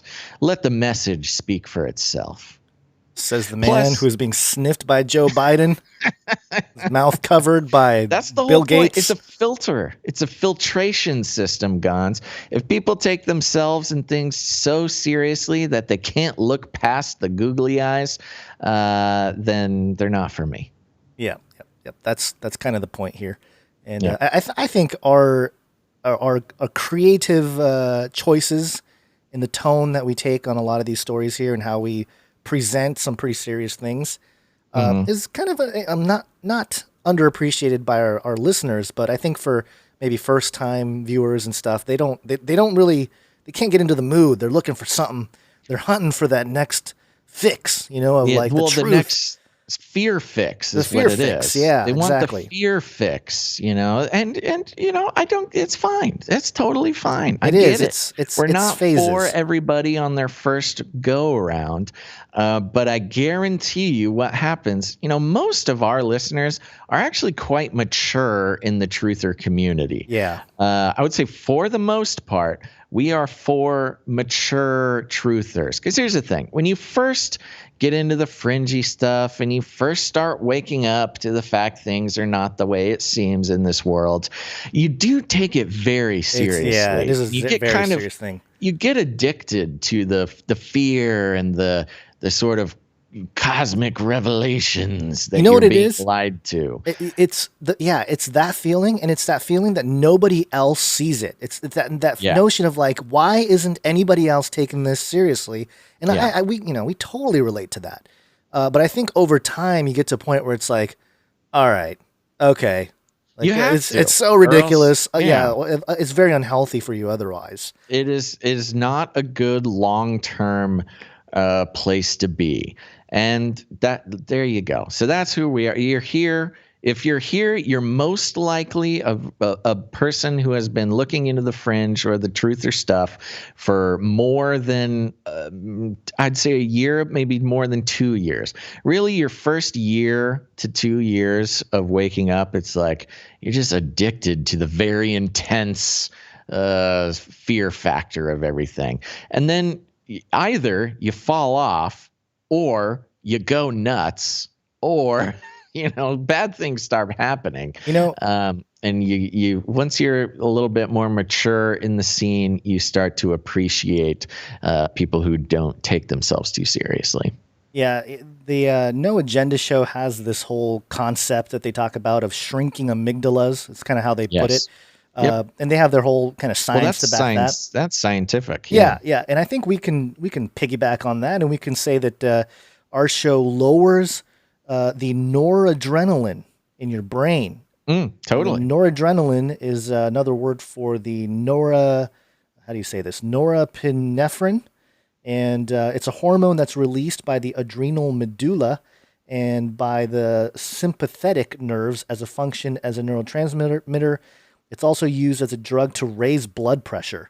So, we're lowering that so that you don't have high blood pressure by, still getting that information to your brain, but not doing it in a way where you can consume it and not be like, oh my gosh, not they're be coming after chemically me. triggered. Yeah, because that is very much a thing. It's people can become, like you mentioned, it drives addicted. You nuts. Yeah, it drives you nuts. You become very depressed. You become very angry, and you don't. You kind of forget who's in control of the whole thing. Right. When you take it too seriously. So, anyways, there you go. I think that was an important little doodad to remember. Yeah, doodads. Doodads are cool. Yeah, dude. Yeah. Seriously. Okay. All right. What else? What else we got? Just a quick mention for Canary Cry Merch Perch. Yes. Check it out. Quick check. Canary Cry Merch Perch. It's a family operation over there created by a producer of the show. Merchandise is sold at cost, so we try to keep it as accessible as possible for all our Canary Cry family. But you do have an opportunity to tip the webmaster, which please do. It's not cheap keeping these things running. I do see a couple new items. Oh, tell me about Canary Swole Radio Workout Tank Top, which is your here. I'm gonna undo our little thing so we can show it. Yeah, I'm gonna go there right now. Here, Canary Cry merch is not what it is. Cry merch. Cry. So here you go. You have your. Let's see. Yes, your Canary Swole Radio Workout Tank Top. I might have to order one of these. Oh my gosh, I got to get one of those. That is awesome. Who's that on your shirt? Me. Is me as a bird? As a bird. Yeah. So this is 88 who drew this. So oh my it's gosh, on a t-shirt. 88. This worked out fantastic. Canary Swole Radio. Do you have? Are you showing this on the stream? Yeah, yes, you are. Okay, good. Oh my gosh, it's so beautiful. Great job. Probably producer Dust put it together, but also 88, one of our great artists. And of course, we've got the Basil and Gons T-shirt, which is Allie Basil and Bonds in the chat, one of our prolific artists, and Charlie. Did the graphic design on that. That's beautiful. I forgot that I had the Biden thing. There's double Biden on the screen. I'm sorry. I'm sorry, people. Can never have enough of that guy. Oh my gosh. I got to order this tank top. Yeah. I have mixed feelings about wearing a t-shirt with my own face on it. That's okay. You can wear my face, Hans. Oh yeah, that I'm sure the wife would really dig that one. Oh, yeah. Man, this is so good. All right. Well, thank you very much, Producer Dust, for running Canary Cry Merch Perch. And I love seeing new stuff go up on there. Hey, if you get some of this merch, take a picture of it and tag us on Twitter or Facebook or something. I want to see it. Or just email us a picture. We can put it on the, I'll put it on the Instagram someday. Maybe we should do it. Maybe this would help my my weight loss plan that's not really working too well. It's inspo. Canary Cry Fit inspo. Yeah, we'll take pictures of the before and after, wearing the shirt. So I just love how buff I am on that. That's what I'm saying. Like putting on the shirt, helps you lose weight. Yeah, it inspires me. Inspires you to look like a swole canary. Yeah. Okay, Gons, we should get back to the show. All right, wake up.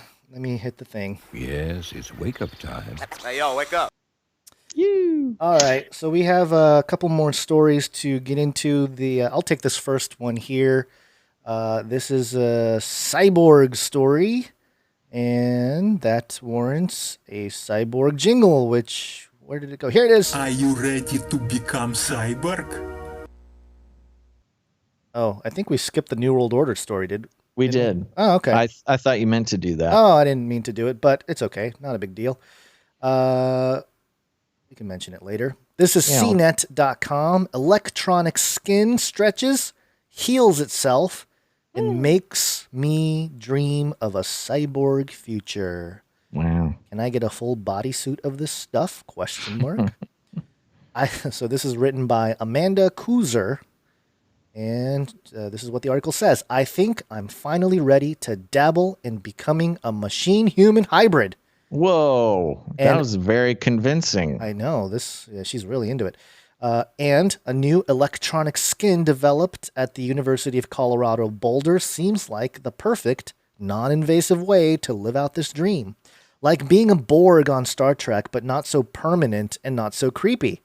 The device is a circuit board, but it's not like those rigid boards you're used to seeing. It's stretchable, fully recyclable, and, best of all, sticks to human skin, adding a layer of electronics to almost any body part. The team published a paper on its work in the journal Science Advances this month. Quote, smart watches are functionally nice, but they're always a big chunk of metal on a band, said study co-author Wei Zhang in the CU Boulder statement. Quote, if we want a truly wearable device, ideally, it will be a thin film that can comfortably fit on your body. The new e-skin has been in the works for years. It's made of liquid metal wires placed between thin layers of polyimine material that gives the device flexibility. It also has remarkable self-healing properties. After being cut, it can knit back together within minutes. Quote, it's similar to skin healing, but we're talking about covalent chemical bonds here, said Zhang. This new artificial skin is part of an expanding frontier of electronics.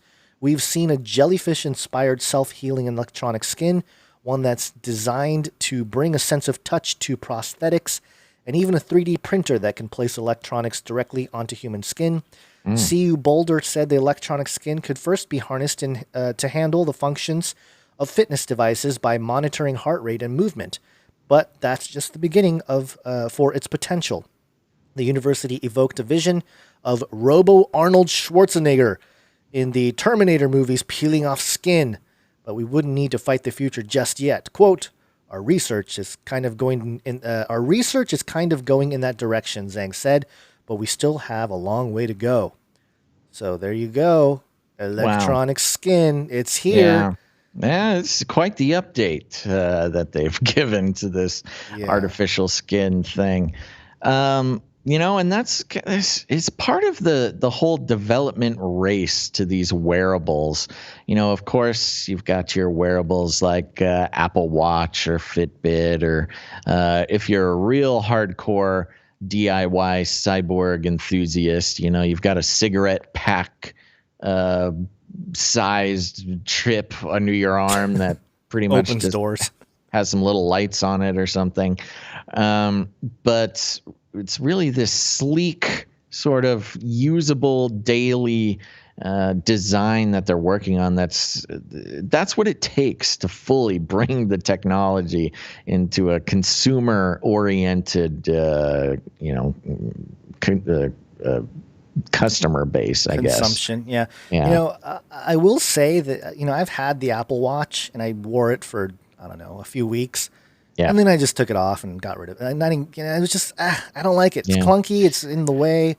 It is a lot. I wore mine for a couple years, but then it stopped updating, and I realized, I don't need this thing buzzing on my wrist every 2 seconds. That's what I didn't really like about it. Is like you think of the notifications that come into your phone on like a minute by minute basis.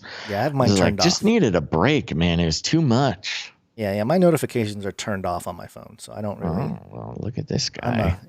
I'm such strong. Such a Luddite. Yeah, a Luddite that still uses the cell phone, but well, the healing itself thing is a crazy thing too. And that's one reason why I think this hasn't quite. I mean, despite the fact that it's brand new, I think that's a difficult aspect for companies to really get on board with, because it's hard to keep. It's kind of like with the healthcare system. Big pharma, they don't want to sell a cure. They want to sell a treatment. Right. Because if you cure something, you lose a customer. And it's kind of the same thing with devices in general, just general, economics. If you make something indestructible or something that heals itself, then you kind of lose half of your customer base. You want them buying a new device every 2 years, basically. And your skin. Skin. But if your watch is healing itself, that's going to cut into profits quite a bit. Well, maybe what they'll do is, build in like scars on the skin. Build back better. Yeah, build back better. Like build in scars, and so you go back maybe for updates, or like you can tattoo on your electronic skin, and you don't like it anymore. See, you're thinking like a real industrialist. I am. I know. This is why people listen to us and probably give us no credit for. This is why we need to start our consulting firm. Yeah. Everything from Hollywood movies to cybernetic products. We'll keep you going. Hit us up, Canary Cry Consulting. I think in the next 10 to 15, maybe 20 years, we'll see athletes with e-skin. During the Olympics. E-skin. Yeah.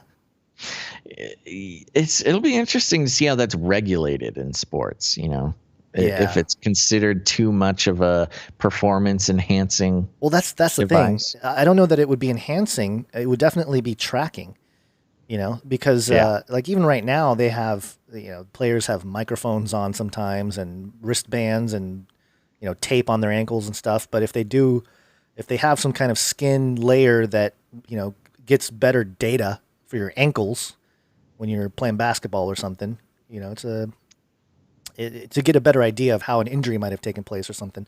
Yeah, I'm being a little too optimistic here, but the whole point is the idea here is that, yes, we are at the same time warning you and pitching our consulting company that doesn't exist because we're always looking for an exit strategy. Yeah. But anyway, let us know if you want to hire us. Then we'll start the company, because that's how business works, right? Gons, I have a question for you. Mm-hmm. Are you ready to become cyborg? Are you ready to become cyborg? Okay, this is coming from militaryaerospace.com. Researchers look to Rice University for non-surgical brain interfaces to control weapons and computers. Rice University, that's racist. U.S. military researchers are moving forward with a project to develop non-invasive or minimally invasive neural interfaces to connect the brains of war fighters to computers or other digital devices to enable fast, effective, and intuitive hands-free interaction with military systems. Officials of the U.S. Defense Advanced Research Project Agency, that's DARPA, in Arlington, Virginia, announced a $9.5 million order, Rice University in Houston, on Monday for the next generation non-surgical neurotechnology program, N3. Next generation non-surgical neurotechnology, N3. Rice University was one of 6 organizations awarded N3 contracts in May 2019 to develop a non-surgical wearable interface to connect human brains with computers for tasks like control of active cyber defense systems and swarms of unmanned aerial vehicles, or teaming with computer systems to multitask during complex missions. Rice University has been working on a minutely invasive, just a little invasive, bidirectional system for recording from and writing to the brain. An interface records by using diffuse optical tomography to infer neural activity by measuring light scattering in neural tissue. It writes with a magnetogenetic approach. Wow, magnetogenetic approach to make neurons sensitive to magnetic fields. This week's contract asks Rice researchers to continue with their work in developing a high-resolution neural interface that does not require surgery. Neural interfaces could enable warfighters to multitask more efficiently and interact with autonomous and semi-autonomous systems, particularly future systems equipped with artificial intelligence, researchers say. So this is the melding of the human mind with artificial intelligence for war fighting.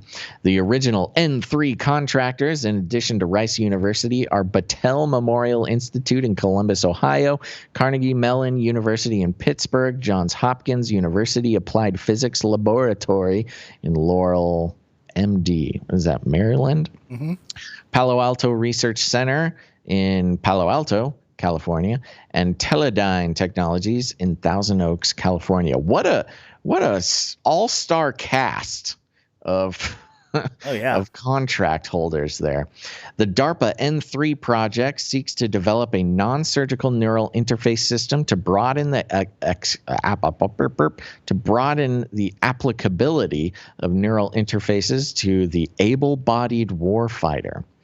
Until now, neural interfaces that connect human brains to computers and other digital equipment have been surgically invasive and used primarily to help restore functions and skills to injured warfighters. The N3 project, however, seeks to enable neural recording and stimulation with sub-millimeter spatial resolution in healthy warfighters. They're finally breaking away from the "this'll help sick people" storyline. Mm-hmm. Which is actually a big jump. I mean, that's kind of one of the biggest jumps with this story is in the past, especially with DARPA, they specifically focus on, hey, don't worry, we just need this brain machine interfaces because we want to help injured soldiers, or in this case, they love saying war fighters. But now they've totally eschewed that. And they're just like, nope, this is for killing people. War. The problem with human-machine neural interfaces today is how surgically invasive they are. State-of-the-art, high-resolution single neuron or neural ensemble neural interfaces are invasive and require surgical implantation of metal or silicon electrodes into brain tissue or on the surface of the brain. The burden of surgery and associated risks are too high for this approach on able-bodied individuals. The N3 program aims to overcome these issues by developing a non-surgical neural interface that is safe for human use and that was high spatiotemporal resolution, and low latency to enable function on par with current microelectrode technology. DARPA wants the interface to be bidirectional and integrate technology for neural recording, read out, and neural stimulation, write in, and should be agnostic to military systems that would use it. This neural interface either will be completely external to the body or will include a non-surgically delivered nanotransducer that will serve as a signal-inducing intermediary between neurons and the external recording and stimulation device. The major technological challenge of the DARPA N3 project is to interact with neural tissue through the skull while maintaining high spatial and temporal resolution. Using either non-invasive interface or minutely invasive interface, DARPA official says. Non-invasive interfaces will involve sensors and stimulators that do not breach the skin. Minutely invasive approaches, meanwhile, will permit non-surgical delivery of a nanotransducer delivered to neurons of interest. Neurons of interest. Oh, that's the name of my next novel. Neurons of interest. Okay, we're almost done here. Transducers should be small enough so that as not to cause tissue damage or impede the natural neuronal circuit, and will be external to the skull. Non-invasive and minutely invasive approaches will be necessary to overcome issues with signal scattering, attenuation, and signal-to-noise ratio. The N3 program includes a computational and processing unit that must provide decoded neural signals for control in a military application. It must also provide the capability to encode signals from a military application and deliver sensory feedback to the brain. The N3 program will provide funding at least through 2023 to deliver a non-surgical neural interface system, and is divided into 3 sequential phases, a 1-year base effort and 2 18-month option periods. On this order, Rice University experts will do the work in Houston and Waco, Texas, New York City, New Haven, Connecticut, and Durham, North Carolina, and should be finished by May 2022. For more information, contact Rice University. Ooh, I can get more info. So there you go. A couple interesting things. One of them is they are flat out blatantly talking about reading from the brain and writing from the brain. So complete interaction with a brain to a machine, which is, was only really theoretically talked about for a long time. I mean, even in the, the Neuralink Elon Musk thing, they're like, hey, listen to these little beeps and boops. This is us kind of figuring out that a pig is thinking. We don't know what the pig is thinking, but we know he is thinking about something. And that was with an implant. But now, basically, they're saying, hey, we're going to make this helmet. You can put on anybody can put on the helmet, and computers will read your thoughts and put thoughts into your mind. And the really crazy thing is the timeline on this. I mean, they're talking about finishing this by 2022, where even in Neuralink, the timeline Elon is putting on this is like, oh, by 2030, we should have this. Now, his is a little bit more invasive. You get a surgery and implants and things like that. But this just being a helmet that gives you complete interaction with military war fighting systems. I mean, the 2022, that is quite the quick timeline, Gons. Well, as they say, reality is mimicking fiction here. Mm-hmm. And this whole entire article reminded me of the nerve gear from Sword Art Online, because it is a non-invasive, it's old school, but it's a good reference. A non-invasive helmet. And it's weirder than that, because this article talks about, at the very end, it should be finished by May 2022, right? Yeah. Well, if we go to the Sword Art Online wiki, which is Sword Art Online is an anime if you haven't watched it. The nerve gear is the second generation of full dive technology made by Kayaba Akihiko, released in May 2022. Oh, wow. Yep. In the story, interesting. In the story, the nerve gear comes out May 2022. Holy moly. So it's like totally lining up with the fictional story. Sword Art Online. Yeah, it's a little different because in Sword Art Online, everybody's inside the virtual world. Yeah. And your body basically becomes, you can't move your body while you're in the VR world. Whereas, they didn't really say anything about that in here, but does it bypass your bodily, like your ability to connect to your body? Or is it just, because read and write, I mean, it's the interesting thing with this is they're talking about using magnetic fields, because in last episode we talked about, they were shooting lasers into mice's brains to sort of override their mental GPS, to write to the brain. They had a glass skull on the mouse. On the mouse, and they were shooting lasers to do it. This is referring to magnetic fields because, of course, you don't have any implants. You don't have a glass skull that they can shoot lasers into. Yeah. This is a really fascinating sort of methodology they're using here, where you're basically wearing like a magneto helmet that is shooting magnetic fields into your brain in order to, basically insert information through magnetic fields, which is probably the trippiest way I've heard of doing this. Yeah, so, I mean, in the fictional story, the nerve gear's high-density microwave transceivers are capable of accessing the user's brain, allowing it to send fake signals to the 5 senses of the user.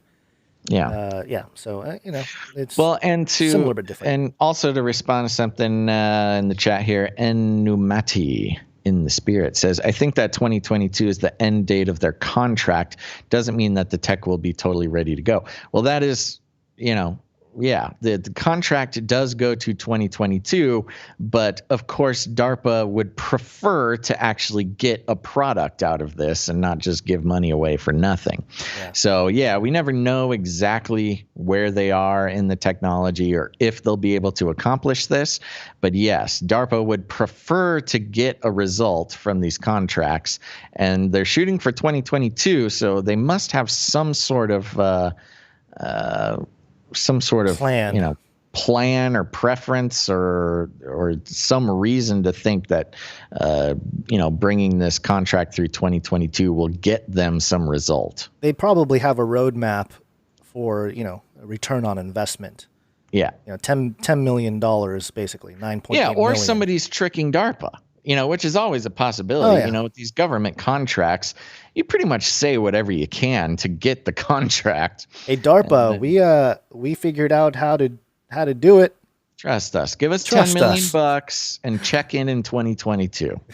We'll spread the time. We'll make even more extravagant claims, and we'll stretch it out to like 2090. 2090, you can I don't know, evolve into an all-powerful brain that controls a whole planet. We figured it out. Give us money. Whee! Look it up. Canary Cry Consulting. Give us $10 million, please. It's a joke, folks. Okay, let's wrap it up with a Nephilim update. It's a brief one here. Nephilim update. This is Nat Law Review, the National Law Review. Q3 Coveware Report, unsettling update on ransomware. We've talked about this before. There's a little addition. Unsettling update on ransomware. Yeah, and it says here, we spend a lot of time reporting on ransomware because we are seeing more incidents than ever before. In our readers' comment that keeping them up to date on ransomware tactics is helpful. The ransomware gangs, strains, and vectors are constantly changing, so it is very challenging for companies to keep up with their latest tactics. And the report confirms what we're seeing in the field and confirms how the landscape is changing. The big news is that Maze Group, that's like the hacker group that's putting out all these ransomwares, has allegedly dispersed, with some members joining others. Maze wreaked havoc last year when it started exfiltrating data from victims before it dropped the ransomware, and then threatened to publish the data if the company didn't pay. The report is a must-read, but here are some highlights, depressing as they are. And it goes through a whole bunch of stuff, but of course, I just wanted to mention Wasted, Nephilim, and Avedon made it into the top 10 list of market share of ransomware variants. So there you go.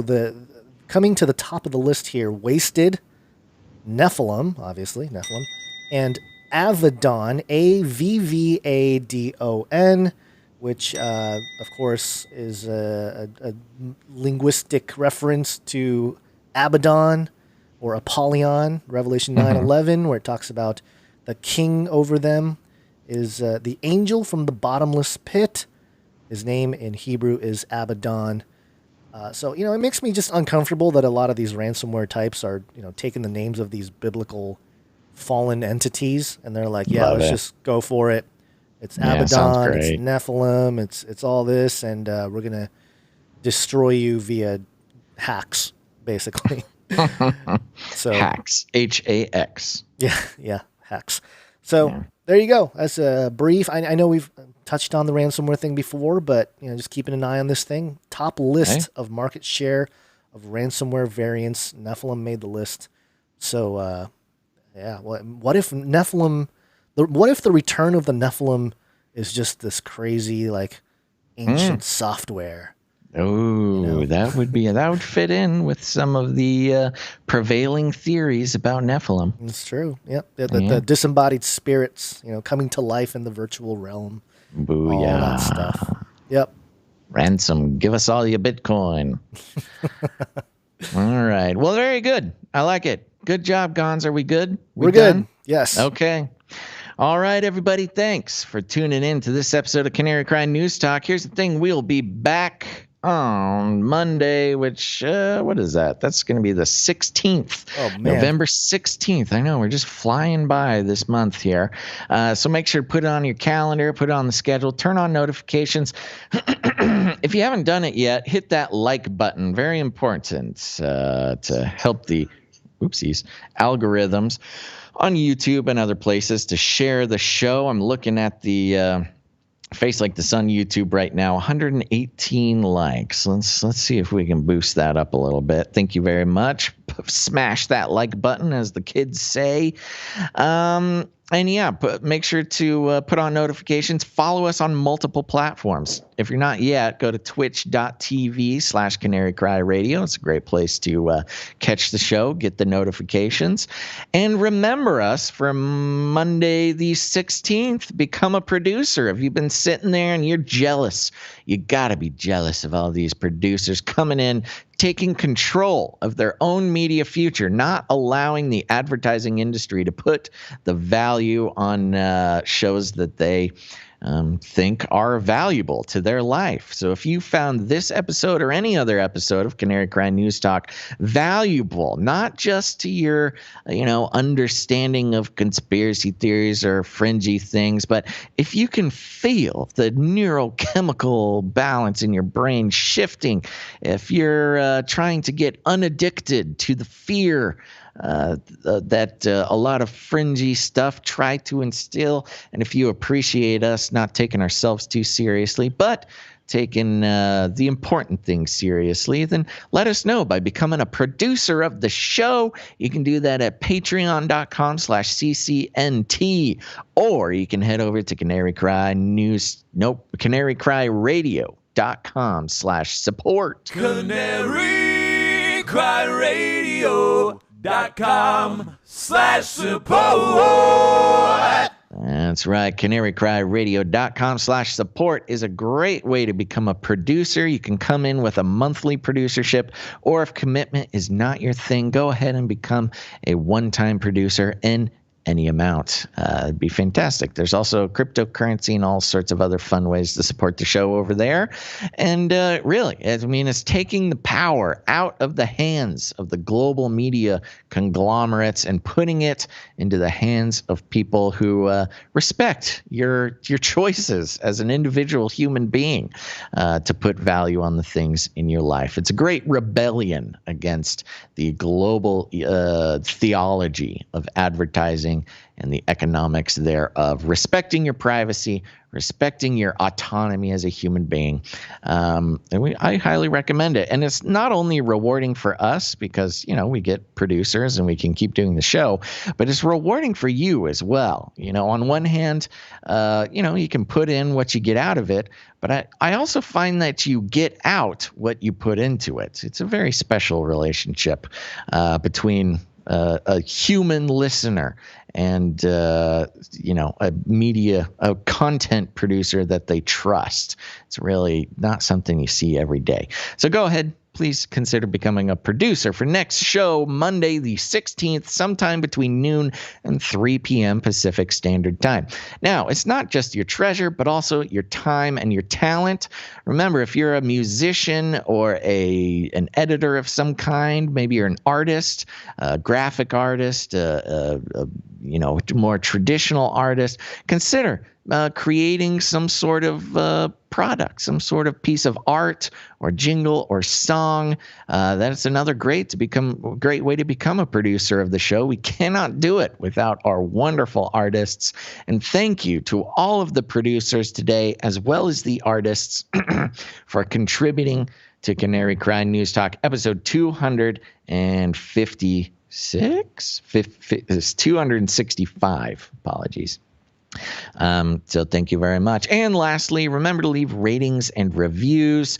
I think there's still something funky going on, Gons. Not a single rating or review coming in since October 24th. So I don't know. Somebody look into that. See if you just do it as a test. I mean, my goodness, I don't even know if there's ratings and reviews coming in.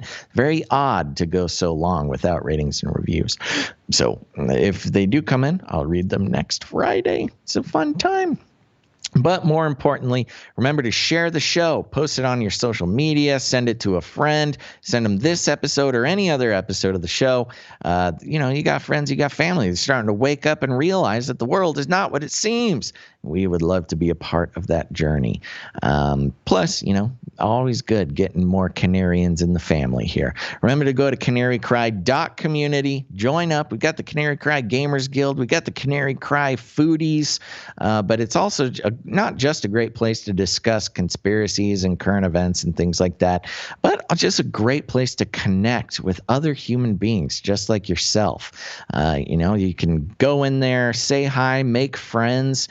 Even if you're just having something going on in your life that you don't have anybody to talk to about, go in there. There's plenty of Canarians who want to talk with you, exchange, hear your story, give you advice, take your advice. Who knows? I don't know what you're into, but check it out at canarycry.community. And also head over to Canary Cry Merch Perch. Get your Canary Swole Radio tank top. Do it. And send a picture of it to us. It's a great shirt, as well as all the other wonderful merchandise. Thank you to producer Dust for doing that. And here's the thing, folks. That's not all. Like I said, you got friends and family. They're starting to wake up. And if you need any other info in how to share it, here's what you do. You walk right up to them. You grab them by the cage, and then you shake it. The end of the world occurred pretty much as we had predicted. I want to shake things up, stir up some controversy, rattle a few cages. Hey, stop that! You'll never silence me. I'm the last angry man, a crusader for the little guy.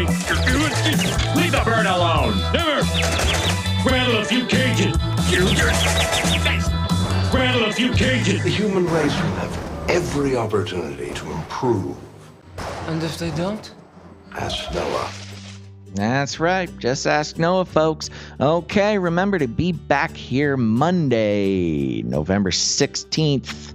Check it out sometime between noon and 3 p.m. Pacific Standard Time. Check the time zone. Very important. All right, Gons, any last words? Andrea in the chat asking if I'm making Age of Deceit 4. And yes, I'm in the early stages of gathering information. I announced that a few weeks ago, but I know I have to repeat myself over and over again. You must. Yeah. You must. There's all sorts of new people. You can't catch everything. Yep. So yeah, Age of Deceit 4 will bother a lot of evangelicals and others. Well, that's what we like to do around here. I know. We like to bother all sorts of people. Yeah. Okay, folks, there you go. Remember, follow me on Twitter. Do it. Basil_Rosewater. Basil Rosewater. Follow me. It's a great time. As well, remember, Instagram is going to pop off one of these days. Just search Canary Cry Radio on Instagram. Follow us there because we got a bunch of great stuff we'll be posting. And that's about it, folks. Remember, thanks for tuning in to this episode of Canary Cry News Talk. Make sure to tune in next time. But until then, think outside the cage.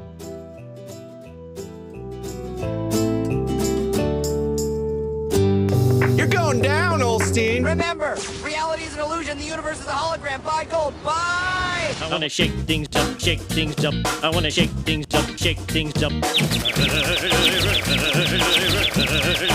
the bird alone. I want to stir up some controversy. I want to rattle a few cages. I want to rattle a few cages. I'm the last angry man. You'll never silence me. I'm the last angry man. I'm the last angry man. You'll never silence me. I'm the last angry man. A crusader for the little guy. Little guy. Little guy. Well, we'll see about that. Whatever, Illuminati.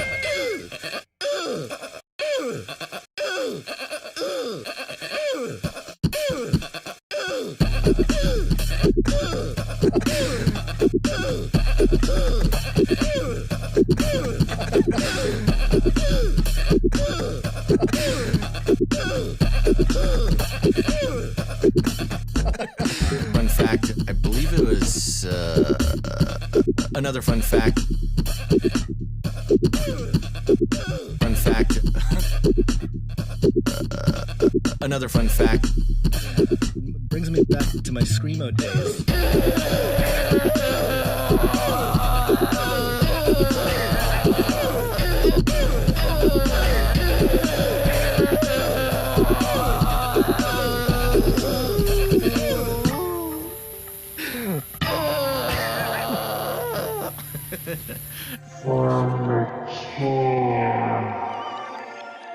Do pot, that's where I started.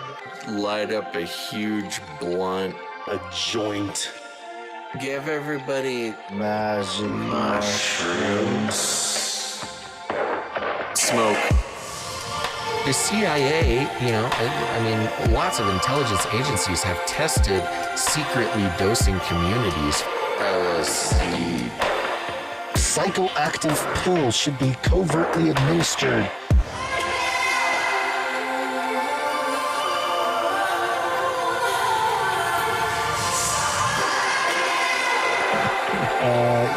Just put me on some, I don't know. You get shot in the butt.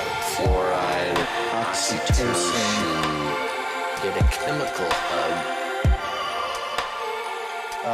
I did dabble, some of that robot crack. I know what it's like. It's a lethal recipe for disaster. You need help. If you're a pharmacist, you need to repent. All right, weird.